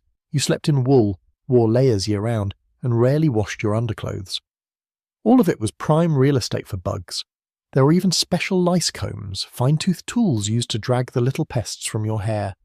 Some were carved from bone or ivory, and a few still survive in museum collections today, tiny teeth worn smooth from daily use. Finding lice wasn't shameful, it was routine. You might even sit with a friend or family member in the evening, picking through each other's hair by candlelight while trading gossip. Cozy, right? Here's a lovely fringe detail. Some people believed lice were a natural part of the body's heat escaping. Like steam from a pot. You got hot, your humours got agitated, and lice just appeared. Others said they were a punishment from God for pride, laziness, or gluttony, which is a bit rude considering that even the humblest beggar was often scratching away with the rest of them. There were remedies, of course, some more effective than others. People tried washing their hair with vinegar, rubbing in crushed herbs like pennyroyal or lavender, or combing with mixtures of oil and ashes. These didn't kill the lice outright, but they might stun them long enough to do some manual removal. You could also wrap your head in a cloth soaked in strong-smelling concoctions, which mostly worked by making you smell so terrible that even the lice reconsidered their life choices. In larger households and monasteries, washing days were organised partly to control the lice problem. Garments were boiled or beaten clean at riversides, then hung to dry in the sun. Heat helped, but it wasn't a perfect solution. Lice eggs, nits, stuck stubbornly to fibres, especially wool, and could still survive for weeks. If you didn't catch every last one, the infestation was back before you finished your next psalm. And of course, there was the social etiquette around it. You didn't just reach over and start picking through someone's hair in public unless you were close, like really close. But among family members or lovers, it was almost intimate, a sign of care, of attention. Some medieval love poems even mention louse picking as a tender act. Let me find the little beasts in your hair is, apparently, the ancient equivalent of, I'd hold your hand in public. Body lice were even worse. They lived in the seams of clothing and feasted while you slept. Most people only owned 1 or 2 outfits, and those were rarely washed, so lice made themselves right at home. Changing your clothes meant moving them from one set of seams to another. The best hope was to rotate garments and beat them with a stick outside in the cold. Did it work? Not especially. But at least it gave the lice a little cardio. What about the rich? Surely royalty had better hygiene. Sort of. While they had access to better clothes and bathing facilities, they also wore heavy layers, perfumed but not always clean. Their beds were massive but shared with attendants, pets and other warm-breathing creatures. That's a 5-course feast for a determined louse. You think your royal canopy is elegant until you realise it's also a highway system for tiny biting insects. Some monks took vows of poverty that included giving up regular laundering, believing that enduring lice was a kind of holy suffering. One saint was even praised for never scratching his itches, viewing the bites as divine trials. Another reportedly thanked his lice for reminding him of his sinfulness. There's piety, and then there's thank you, itchy friends, for chewing on me in the name of salvation. Scholars still debate how seriously people took lice infestations. Some sources suggest a resigned attitude, just part of life. Others indicate efforts to control or reduce them, especially in military camps or cities during outbreaks. After all, body lice also spread disease. The bacteria that causes typhus, for example, was transmitted by lice. So when conditions got really bad, lice weren't just annoying, they were deadly. And yet for all that, people found ways to laugh about it. Lice appear in medieval jokes, riddles, and even plays. They were a common punchline, part nuisance, part comedy, part mirror of everyday life. After all, if everyone's scratching, you might as well laugh about it.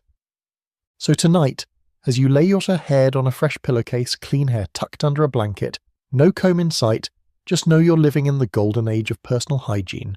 No itch you can't fix. No tiny invaders making a home in your sleeves. You don't need a friend to check behind your ears for stowaways. You've got shampoo, hot water, privacy. And if your head does itch suddenly, it's probably just psychosomatic. Probably. It's late. The fire's burned down to embers, and the only light in your one-room cottage comes from the flickering red glow on the hearth. You've already stuffed some straw into the gaps between the shutters to keep the wind from howling too loud, and now you're lying down, not in a bed as you know it, but on a rough mattress made of straw or rags, sometimes filled with dried heather, sometimes just old clothing and luck. It's not comfortable, but you're used to it. And as you pull a coarse blanket over your shoulders and roll toward your snoring uncle and 2 cousins, you're reminded that sleep in the Middle Ages wasn't just different. It was layered, literally and figuratively. First things first, people didn't sleep alone. Most medieval folks shared their sleeping space. Families huddled together, siblings spooned like logs, and sometimes even strangers on the road were invited to curl up near the fire for the night. Privacy was a luxury no one really expected. And warmth, that was a team effort. You didn't argue about blanket hogging when your breath was fogging up in the dark and the wind was threatening to turn your toes into medieval popsicles. Even in wealthier homes, beds were shared. Servants might sleep at the foot of their master's bed. Children bunked with parents. Guests doubled up if the household was full. A feather mattress was a sign of wealth, but most people used straw-stuffed sacks, sometimes with a layer of animal skin on top for softness or warmth, or at least for some protection against the things crawling inside the mattress, which we're not going to talk about just yet. Now here's something you might not know. People in the Middle Ages often slept in 2 shifts. The idea of one solid 8-hour block of sleep is a relatively modern invention. Back then, first sleep began not long after sunset. People would drift off for a few hours, then wake up sometime around midnight. They'd stay awake for an hour or 2, praying, tending the fire, chatting quietly, even visiting neighbours or engaging in what some very old texts delicately call marital obligations. Then came second sleep, another few hours of rest before morning chores began. This segmented sleep pattern actually makes a lot of sense in a pre-electricity world. Night wasn't just something to endure, it was a natural rhythm, broken into useful parts. Waking up in the middle of the night wasn't a problem, it was expected. Some monks even built their entire routines around this idea, rising at specific hours to pray or chant in candlelit chapels while the rest of the world lay in slumber. The bedroom itself, if you were lucky enough to have one, wasn't much of a sanctuary. Drafty, cold, and usually serving multiple purposes, it was less sleep temple and more everything room with a bed in it. For most people, the kitchen, bedroom, and living space were all one room. You might have your goat in the corner, the chamber pot near your feet, and someone's boots dangling a little too close to your face. And speaking of the chamber pot, yes, you used one if you were indoors, or if the need struck while you were outside, a handy bush would do. Most chamber pots were emptied into the street in the morning, sometimes with a warning shout, sometimes with none at all. That's why walking under windows in the early hours was risky business. Not a time to dawdle. Your bedding was basic, a wool blanket if you had one. If not, you layered. Old cloaks, furs. If you were poor, maybe just a pile of straw. Some families made do with sacks of straw hung from ropes like hammocks, which sounds charming, until you imagine trying to sleep in one with a dog and a toddler rolling around at your feet. The fire was your only heat source, so you'd bank it carefully before bed, hoping the coals would last until morning. You might even put a hot stone at the foot of the bed, wrapped in cloth, to warm your feet. It wasn't luxurious, but it was practical. Everyone knew the cold could kill, literally. In winter, the difference between a toasty ember and a dead fire might be the difference between waking up groggy or not waking up at all. One fringe fact to warm your soul: some medieval inns offered straw sleep for travellers too poor to rent a bed. You'd pay a few coins and be allowed to sleep on the floor near the hearth with a pile of fresh-ish straw, no pillow, no privacy, just warmth, shelter, and maybe a chicken or 2 stepping on your head during the night. Interestingly, pillows weren't as common as you'd think. They were considered indulgent by some, especially among ascetic monks and lower-class folks. If you used one, it was often just a folded cloak or a bundle of cloth. Feather-stuffed pillows existed, but they were a luxury. And if you've ever slept on a sack of barley, you'll understand why people woke up cranky and stiff, especially when sharing space with 6 other human furnaces and a dog named Balthazar. So tonight, as you tuck into your memory foam mattress with its hypoallergenic cover and neatly folded throw blanket, spare a thought for your medieval counterpart. They're curled beside a smoky hearth, wrapped in someone's old tunic, dreaming between shifts and hoping the fire doesn't go out before dawn. Sleep in the Middle Ages wasn't perfect, but it was practical, it was shared, and it was often the only truly peaceful part of the day. Assuming no one rolled over and stole your only blanket halfway through your second sleep is freezing. Not the kind of freezing that makes you bundle up for a quick trip to the store. No, this is medieval freezing. The kind that seeps through your floorboards, creeps under the door, and climbs into your bones with zero intention of leaving. You're curled up in bed fully clothed, wearing 2 tunics, wool socks, a hood, and maybe even your boots if you're particularly committed to survival. And yet your toes still feel like someone dipped them in icy water and forgot to fish them out. Welcome to the cold bed problem, a nightly ritual of creative suffering in the Middle Ages. Castles and cottages alike were draughty, damp, and notoriously hard to heat. Stone walls held onto the chill, wooden floors were often just planks over open air.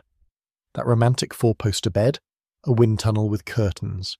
Even in summer, nights could be biting, especially in Northern Europe. The hearth was the only reliable source of warmth, and once the fire died down for the night, so did your chances of sleeping in comfort. Unless, of course, you came prepared. One of the most ingenious solutions? The bed warmer. Not the person sleeping next to you, though they helped, but an actual device, a metal pan with a long handle, filled with hot coals and slid between the sheets just before bed. It warmed the fabric, toasted the mattress a little, and made climbing into bed slightly less horrifying. Of course, there was a catch. If you left it in too long or got distracted, congratulations, you'd now be sleeping on lightly scorched straw. More than one medieval mattress met its end this way. For those without access to coals or fancy bedpans, there were hot stones. Heated by the fire and wrapped in cloth, they were placed at the foot of the bed to keep your toes from freezing off. Some folks used bricks instead. Anything that could hold a little heat. In wealthier homes, there were footstoves, wooden boxes with hot embers inside, slipped under benches or beds. These were portable and relatively safe, though you'd still wake up with a face full of smoke if ventilation wasn't perfect, which it rarely was. Let's not forget the humble feather bed. If you had money or lived in a well-stocked monastery, you might sleep on a thick mattress filled with feathers or down. These retained warmth better than straw or wool, and when combined with layers of heavy blankets and a fur coverlet, they made winter nights bearable. For everyone else, it was about layering. Wool on wool on wool, blankets, cloaks, rags, anything that held heat and didn't smell too offensive. A fringe fact that's equal parts weird and adorable.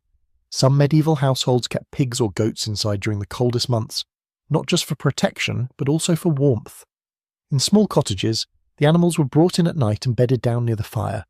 Their body heat helped warm the room, and no one complained. A pig might smell like, well, a pig, but when it's 0 degrees outside, you're not picky. Children and elderly people were particularly vulnerable, and some families went to great lengths to keep them warm. Extra blankets, warming stones, placing beds closer to the fire, even letting the kids sleep in the same bed as the parents and the baby and the dog. It wasn't comfortable, but it was warmer than the alternative. Cold killed. And everyone knew it. Of course, wealthier families had options, heavy tapestries on the walls, thick drapes around the bed, stone fireplaces in each room if you were really fancy. But even then it was a constant battle.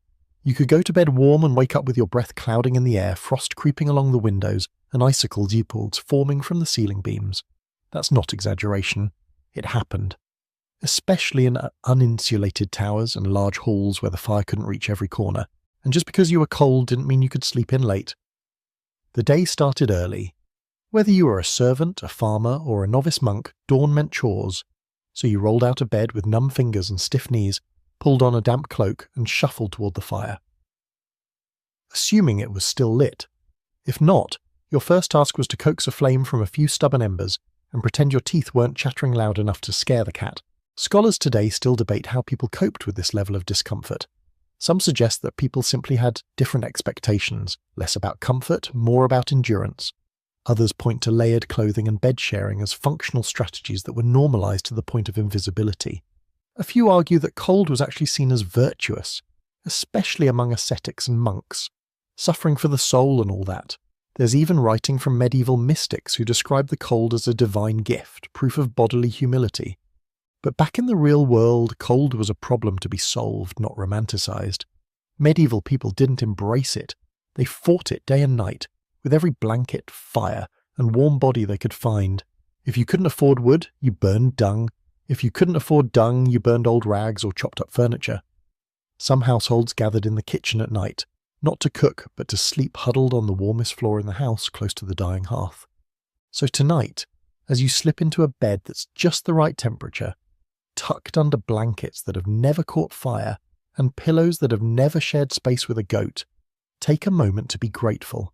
No warming pan needed, no hot brick rolled into a towel, no bitter gust slicing through a cracked shutter. Just warmth, quiet, comfort, and the peace of knowing you won't wake up with your socks frozen to your feet. You glance out the narrow window slit as snow falls steadily across the courtyard, and for a moment you admire the silence of winter. Then you remember you have to go outside, to the market, to the field, to anywhere, wearing what amounts to several heavy rugs, a prayer, and boots made from dreams and damp leather. Welcome to the ongoing medieval fashion dilemma. Looking good might get you noticed, but dressing for survival, that's for the weak. And so begins the great war between frostbite and fashion. Let's be clear, clothing in the Middle Ages was not designed for comfort, insulation, or practicality. It was designed for status, for showing off, for identifying who you were, what you did, and how much better, or worse, your family was than everyone else. And as for staying warm, that was sort of optional, or more accurately, your layers were your only hope. Peasants dressed for utility. They wore tunics of coarse wool, often undyed and scratchy over a basic linen shift. Trousers or hose covered the legs, tied with cords or bits of scrap fabric. On their feet, worn leather shoes, sometimes stuffed with straw for warmth, and patched so many times they were mostly patches. Over everything, a cloak or mantle, water-resistant if they were lucky, slightly mouldy if they weren't. Hoods were essential, gloves a luxury. You might use the sleeves of your tunic instead, pulling them down like makeshift mittens and hoping for the best. Meanwhile, up the social ladder, fashion got complicated. Nobles layered multiple tunics, often in bright colours and expensive fabrics, dyed wool, silk if they could afford it, or fur-lined cloaks that looked glamorous but didn't always cover much. Sleeves were huge, cloaks were cut for drama. Some of the more fashionable outfits had open sides or dangling bits of fabric that caught on everything. And let's not forget those absurd pointy shoes, poulaines, with toes so long they had to be tied to your knee to stop you from tripping. They looked magnificent. They also let in snow. Women had it even worse. Gowns often trailed behind them, dragging through mud and slush. Bodices were tight, sleeves elaborate, and hoods heavy. Some hats were so large or starched they acted like satellite dishes, collecting snow and blowing off in the wind. But did that stop anyone? No, because looking rich was more important than staying warm. Fashion said, I don't need to dress for the weather, I have people for that. Spoiler, they usually didn't. Here's a fringe fact. In the 14th century, laws were passed in parts of Europe limiting who could wear certain materials or colours. These sumptuary laws were meant to prevent people from dressing above their station. Purple was often reserved for royalty. Fur trims were restricted to the wealthy. If a peasant dared wear imported cloth, they could be fined, or worse. Not because it was offensive, but because it blurred social lines. Fashion, you see, wasn't just about expression, it was about control. But fashion had other consequences too. Cold-related illnesses were common, especially among those who chose silk over wool in the middle of January. The young and stylish froze, literally. There are records of people catching frost fever after attending winter festivals in fashion-forward clothing, with open sleeves and thin slippers. Because nothing says nobility like getting frostbite from dancing in velvet shoes during a snowstorm. So how did people stay warm under all that nonsense? Layering, mostly. Undergarments, overgarments, cloaks, wraps, and hats. Wool was the primary defence, but fur came into play when it could be afforded. Squirrel, rabbit, and even cat fur were used to line garments, though the latter was often kept quiet. No one wanted to admit their collar came from fluffy. Linings were sometimes detachable, so garments could be swapped seasonally, but again warmth was a side effect. Fashion was the main event. You might assume people stayed indoors during the coldest months, but that wasn't always possible. Markets, pilgrimages, festivals, and religious obligations didn't stop for snow. So people bundled up, braved the weather, and walked carefully to avoid slipping on ice in shoes that had no traction whatsoever. Cobbled streets were treacherous, so were frozen mud paths. Broken bones weren't just bad luck, they were a seasonal trend. Some households did adapt creatively. Heated stones tucked into cloaks, footstools filled with embers at mass. Hand warmers, small metal pots with coals inside, held during long winter sermons. The wealthy even used fur-lined hand muffs, which served both warmth and flirtation. Sharing a muff with someone was a real power move, romantic and draft-proof. Still, there was a clear divide between dressing to survive and dressing to impress. Scholars debate how much this balance affected people's daily choices. Some argue that the poor had little say. They wore what they could, patched and repurposed. Others note that even peasants invested in best outfits for feast days, weddings, or church. A good cloak might be your most valuable possession, handed down for generations. Looking nice, just once in a while, was worth a little cold. So tonight, when you pull on fleece pyjamas, wrap yourself in a hoodie, or adjust the thermostat from your phone, remember your medieval counterparts. They're trudging through the snow in shoes that leak, wearing 5 layers of wool and trying not to catch fire from the candle they've tucked into their mitt. They're fashionable, they're freezing, and they're absolutely not giving up those pointy shoes. You're standing in a field under a grey sky, wrapped in chainmail, sweating in places you didn't know could sweat, and already regretting everything. You haven't fought anyone yet, just walked from the village to the training ground, but your tunic is clinging to you, your padded gambesons soaked, and you can smell yourself through the layers. Welcome to chivalry's dirty little secret. Knights might have looked glorious from a distance, but up close they were basically walking sausages of damp wool, scorched leather, and very questionable hygiene. Armour looks cool in movies, gleaming plate, noble crests, and the soft jingle of spurs. But wearing it, a full-time nightmare. It wasn't just heavy, it was hot. Underneath the plate or chainmail, knights wore padded undergarments called gambesons. These were thick quilted jackets meant to prevent bruises and reduce chafing. They were also sweat magnets. Imagine strapping 3 mattresses to your body, then putting on a metal oven and running around in it for hours. Congratulations, you're halfway to knowing what it felt like. And don't forget, bathing was irregular, laundry even more so. Your gambeson, stuffed with a horsehair or wool, absorbed every drop of sweat, every splash of spilled ale, every crushed bit of battlefield stew. After a few weeks on campaign, it smelled like it could qualify as its own soldier. Drying it out was hard, cleaning it was harder. Replacing it was expensive. So you just kept wearing it day after day until the odour became part of your aura. Then came the armour itself, hundreds of metal rings for chainmail or interlocking plates for late medieval suits. Chainmail shirts alone could weigh up to 30 pounds. Plate armour closer to 45 to 60. But the real issue wasn't just the weight, it was how close it sat to your body. With no airflow, heat built up fast. Nights would overheat even in cold weather. Under the summer sun, you were basically a roasted chicken inside a steel toaster. Here's a delightful fringe fact. Some knights had their squires pour wine or vinegar into their armour during breaks just to cool them off, or to at least freshen things up a little. Whether it worked is debatable, but it did make you smell like a walking salad. Of course, armour wasn't something you put on alone, you needed help. Usually a squire or servant to buckle the straps, adjust the plates and make sure everything was tight but not fatal. Getting into full armour could take 10 to 20 minutes with assistance. Getting out of it took just as long, unless you collapsed in a sweaty heap and begged someone to peel it off like an onion. And that's just preparation. Imagine wearing that armour all day. You'd march in it, ride in it, maybe even sleep in it if the camp was unsafe. Your body would chafe in places you couldn't reach. You would get pressure sores, bruises, blisters. If you fell off your horse in battle, good luck getting up again before someone ran a sword through the eye slot in your helmet. Chivalry was beautiful in theory, but it was less about honour and more about pain tolerance. Let's talk about helmets. They were essential, yes, but they were also stuffy, echoey, and sometimes obstructed your vision to the point of being dangerous. Breathing through a visor during combat meant hot air, stale sweat, and occasional moments of claustrophobic panic. Some helmets had padded interiors, but many just had leather straps.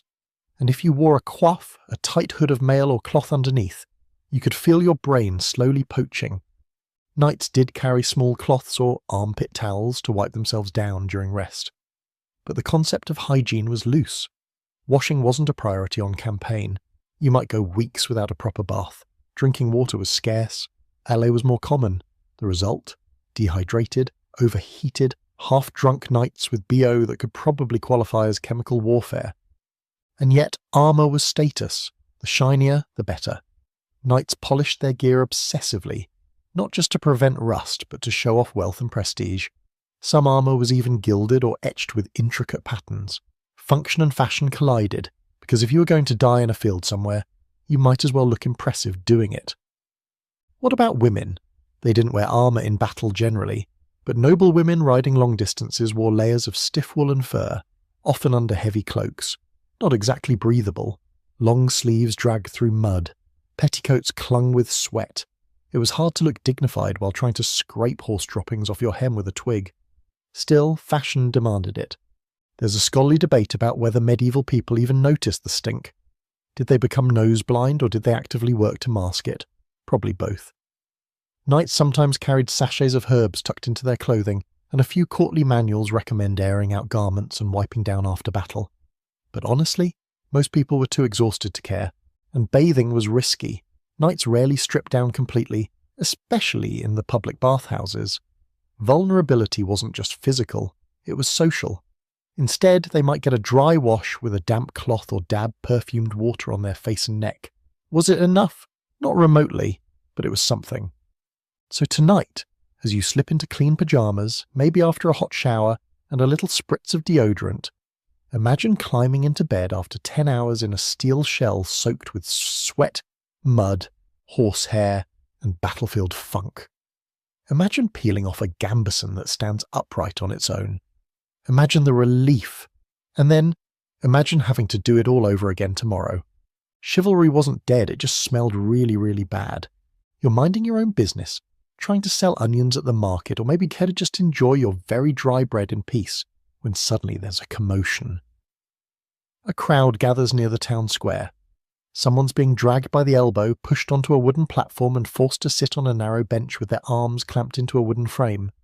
Ah yes, it's that time again. Public punishment o'clock. And tonight's entertainment, a local woman accused of gossiping too loudly. Her sentence, the scold's bridle, because nothing says justice quite like strapping metal around someone's head and inviting the entire town to stare. The Middle Ages didn't just do punishment, they performed it. Justice wasn't tucked away in courtrooms or handled quietly behind closed doors. It happened in public, with maximum spectacle and minimal dignity. Stocks, pillories, ducking stools, scarlet letters, branded palms. These weren't just tools of correction, they were theatre. The idea was to shame the wrongdoer so thoroughly that they'd never even think of jaywalking again, or gossiping, or stealing a chicken, or wearing purple silk when they clearly didn't have the tax receipts to justify it. Let's talk stocks and pillories first. They're often confused, but they were different devices, each with their own specific humiliation settings. Stocks locked your ankles into wooden boards, leaving you seated and vulnerable, usually for hours, sometimes days. Pillories locked your head and hands, forcing you to stand uncomfortably and look ridiculous while townspeople laughed, jeered, and occasionally threw whatever was nearby, rotten food, mud, manure, dead rodents, you name it. Honestly, a medieval town square wasn't complete without someone trapped in one of these contraptions, silently re-evaluating all their life choices. Now, here's your fringe detail of the night. In some towns, people wore punishment hats, literal dunce caps, animal masks, or elaborate headgear indicating the specific crime. If you cheated at dice, you might be forced to wear a carved die on your head while being paraded around. If you were caught lying, your hat might include giant fake ears. Think of it as early meme culture, but deeply personal, and with way more poultry guts involved. Punishment wasn't just for theft or violence, it was for bad manners, bad timing, or just being annoying. The scold's bridle, also called the brank, was a metal cage fitted over a woman's head, often with a small plate that pressed against the tongue to prevent speech. accused of nagging, gossiping, or challenging authority. Into the bridle you went. It was equal parts silencing device and public humiliation helmet, designed to make the wearer look absurd and silent. But why so theatrical? Because in a world without modern policing, deterrence was everything. Public punishment served as a lesson to everyone watching. Look at that guy in the stocks with the duck tied to his head. Do you want to end up like him? No. Then behave. Fear was a communal tool, and the more ridiculous the punishment, the more memorable the lesson. There were also ducking stools, used mostly for women accused of being quarrelsome or suspected of witchcraft. The accused was strapped to a chair attached to a long wooden beam and repeatedly dunked into a river or pond. The idea was to shock, frighten and humiliate, not necessarily to drown, though that did happen, because medieval safety protocols were exactly as terrible as you imagine. A short rope plus a heavy chair and an unpredictable crowd. Not a great combination. And it wasn't just the punishment, it was the announcement. Town criers yelled out the charges, someone beat a drum, sometimes the town bell was rung, the crowd gathered, not just to watch, but to participate. Throwing things, shouting insults, spitting, your average bystander became part of the correctional system. Justice was interactive. The punishments varied wildly by region too. In France, you might be shaved bald and paraded through town. In Germany, you might be made to crawl through the streets while people whipped you with nettles. In England, you could be tied to a cart and dragged from one parish to another, like a particularly unpleasant parade float. It was customized cruelty.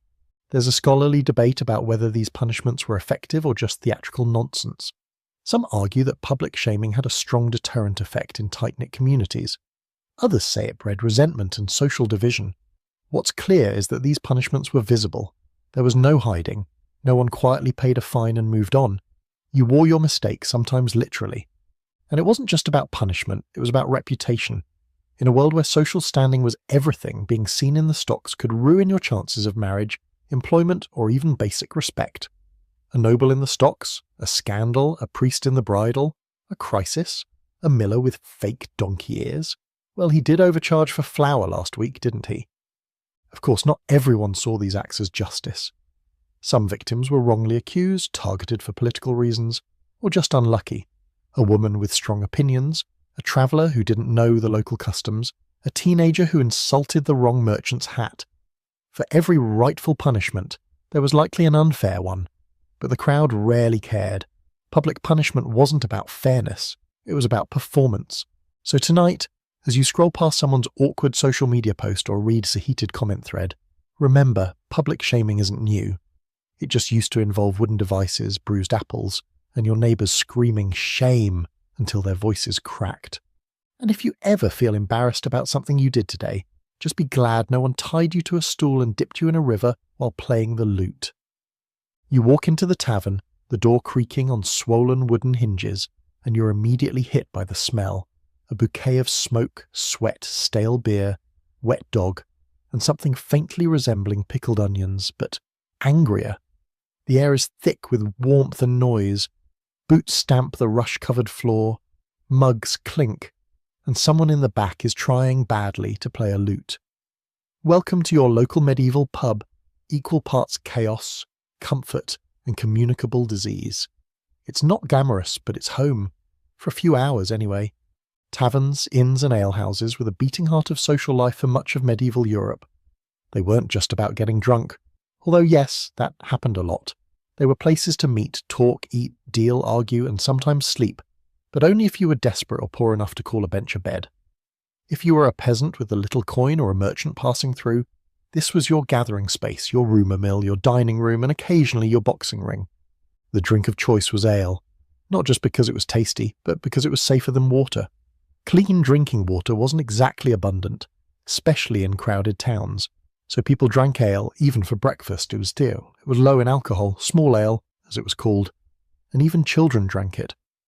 Stronger brews existed for special occasions or heavier evenings, but if you were at the tavern during the day, odds are you were sipping something only slightly boozier than a modern kombucha. Meals, if available, were simple. Thick pottage, bread that could chip a tooth, maybe some salted fish or cheese if you were lucky. In larger towns, some taverns had cooking pots simmering all day. You'd buy a ladle full of whatever was inside, cabbage stew, onion broth, or the medieval classic, mystery meat. If you were rich, maybe you got a chunk of roast from the spit. If you weren't, well, there's always another bowl of barley mush. And let's not forget the rushes. Most tavern floors were covered in rushes, dried plants, herbs and straw, supposedly to soak up spills and keep things clean. Spoiler, they didn't. Over time, those rushes got matted down with beer, sweat, bits of food, mud, blood, and worse. Some inns changed them regularly, most didn't. You weren't just walking on a floor, you were squishing through a low-effort compost pile. So maybe keep your shoes on, and don't drop your meat pie. Here's a fringe fact to stir your drink with. In some cities, taverns were required by a law to hang a recognisable sign outside so even illiterate travellers could identify them. That's how we ended up with names like the Boar's Head, or the Crown and Goose. No GPS needed, just look for the painted animal swinging in the wind and follow your nose. Entertainment, that varied. A bard might sing a tale of some overly dramatic night. A juggler might work the room for coins. Dice and card games were popular, though often frowned upon by local authorities, read heavily fined if you won too much. Drinking songs were basically mandatory, and if things got rowdy, which they often did, someone might end up being chased out with a stool leg or tossed into the mud for saying the wrong thing about someone's daughter. Inns served a slightly more practical role than taverns. They were for travellers, merchants, pilgrim, nobles on the move. You got a meal, maybe, a spot to sleep, usually shared, and a stable for your horse, privacy. Ha! You were lucky if you got your own blanket, let alone a separate room. Most sleeping quarters were communal, packed with strangers snoring, groaning, and possibly sleep-talking in Latin. The floors creaked, the beds sagged, and the lice partied like it was 1399. Tavern keepers, often called alewives if female, were known figures in their communities.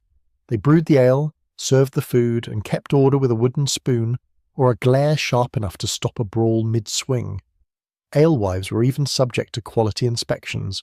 In some towns, if your brew was too weak or too watery, you could be dragged through the streets in a barrel or fined by the ale taster.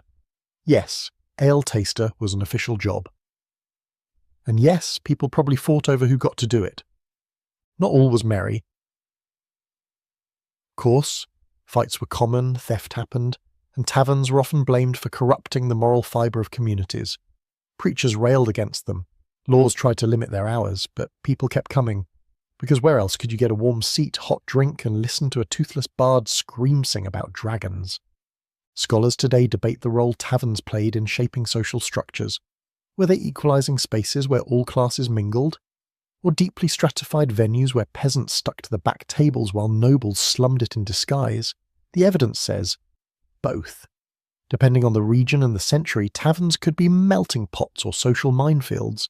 Either way, they were vital. So tonight, as you sip your hot tea, stream your favourite playlist, or hang out in a cafe with clean floors and functioning plumbing, take a moment to imagine the medieval version. Muddy boots, see the steam rising from a pot of cabbage, someone yelling in a dialect you barely understand, a bard in the corner strumming a poorly tuned lute, and a mug of warm, flat ale with bits floating in it. You probably wouldn't stay long, but for a medieval traveller it was a little oasis of light, warmth, and noise in a cold, dark world. You wake up to the smell of bread baking and the faint clang of a blacksmith's hammer somewhere down the lane. Outside your window, if you have one, townspeople are already shuffling through narrow streets, dodging carts, chamber potsler, and an aggressive rooster with boundary issues. You stretch, yawn, and immediately remember it's market day, which means your little town, usually just a sleepy cluster of timber buildings and gossip, is about to transform into a chaotic, muddy, gloriously overwhelming carnival of commerce. And you, of course, have onions to sell, or maybe turnips, or maybe just yourself as a labourer if the day goes badly. Market days were the lifeblood of medieval towns and villages. Held weekly, sometimes more often in larger cities, they were where people bought goods, sold their wares, caught up on news, showed off their best cloaks, and tried not to get trampled by an ox cart. From sunrise to sundown, stalls lined the streets, voices competed for attention, and the smells, well, they did their best. Picture the combined scent of baked bread, unwashed peasants, smoked fish, manure, cheese that's evolved a personality, and a hint of spiced wine. Then add mud. So much mud. Vendors called out from behind wooden carts or cloth-covered stalls, Fresh herrings are still twitching if you squint. Oats and barley, last sack before the bishop takes his cut. Some had proper licenses, some didn't. Market inspectors roamed with notched measuring sticks and scowls, checking weights and scales. Shortchange a customer and you could be fined, or worse, publicly shamed by being tied to your own stall with a placard reading cheat. But most sellers were honest enough. Farmers brought their best produce. Bakers hauled in carts of bread, rye for the poor, wheat if you were lucky. Butchers, tanners, candle makers and weavers all tried to outshout one another. Children darted between legs, dogs scavenged beneath benches, and somewhere, someone was definitely stealing something. Pickpockets loved market day. So did rats, and suspiciously charming jugglers. Let's take a moment to appreciate the food stalls. Medieval street food wasn't fancy, but it was hearty. Meat pies, stewed peas, roasted chestnuts, fritters, cheap, hot, and sometimes even safe to eat. In cities like London or Paris, you might grab a hot beef and ale pasty or a sweet pastry filled with currants and spices. And if you had a few extra coins, maybe you splurged on mulled wine or a honey cake. Unless, of course, you lost your appetite after watching the fishmonger gut an eel with alarming flair. And here's your fringe fact for the night. In some towns, local governments required that certain foods be sold in fixed locations to prevent chaos. Fish went here, bread went there, meat at the far end, near the tanners, naturally. Because what's better than fresh pork chops next to someone boiling animal hides? The logic was unclear, but the smell certainly wasn't. Markets weren't just for food and goods, they were social engines. News travelled fast in crowded spaces. Who's engaged? Who's pregnant? Who insulted the bailiff's new hat? You'd hear local gossip, foreign rumours, and if you stood near the right storyteller, dramatic tales of dragons, saints, or that one time your cousin wrestled a bear behind the alehouse. Spoiler, he didn't win. Troubadours sang, monks begged for alms, and fortune-tellers offered to read your palm. For a price, of course. And then came the rules. Market law was serious business. Prices could be fixed to prevent inflation. Certain days were reserved for specific goods. Foreign traders had to pay a toll. Selling during church hours? Illegal. Selling outside the official market boundaries? Also illegal. Some towns even banned overly aggressive haggling. If you argued too loudly, you could be removed by the sergeants at mace. Basically the medieval version of mall cops with sticks and authority complexes. Not that it stopped the arguing. Haggling was an art. You never paid the asking price. That would be madness. You offered half, the seller laughed. You pretended to walk away, and eventually you met somewhere in the middle. The ritual mattered almost as much as the deal. Everyone knew their role. Everyone played along. For poorer folk, the market was also a rare chance to buy or trade essentials. Pins, thread, soap, candles, shoes. You didn't go shopping for fun. You went because you needed something you couldn't make yourself. Maybe new soles for your boots, or a pot to replace the one your cousin tripped over last week during a dance gone wrong. Coin was tight, but barter still worked. Eggs for cloth, firewood for bread, labour for everything else. And let's not forget the performers. Every market had them. Minstrels, jugglers, puppet shows, actors reenacting biblical stories with homemade costumes and slightly unhinged energy. They performed between stalls, passing hats afterward. Some even sold miracle cures, ointments, potions, dried herbs guaranteed to make you more attractive or less dead. You'd buy it. You'd regret it. Then you'd buy it again. Scholars still argue about how regulated these markets were. Some records show strict control, market guilds, tax collectors with eagle eyes. Others describe a more chaotic, borderline anarchic setup where anything went as long as no one got stabbed, and even that was negotiable. The truth is probably somewhere in between. Medieval life wasn't static. It flexed, adapted, and occasionally looked the other way. So tonight, when you scroll through your phone and order takeout or impulse buy socks from a glowing rectangle, think of your medieval counterpart, elbow deep in onions, yelling at a butcher over the price of bacon, laughing at a fire eater, and ducking as someone flings a cabbage at a very aggressive street preacher. Markets weren't perfect. They were loud, filthy, and unpredictable. But they were alive. And in a world with few certainties, that was more than enough. And now, here you are, blanket pulled up to your chin, fan humming softly in the corner, stomach full, teeth brushed, and not a lice in sight. You've survived 25 trips through the muck and madness of the Middle Ages, and you didn't even have to sell onions to do it.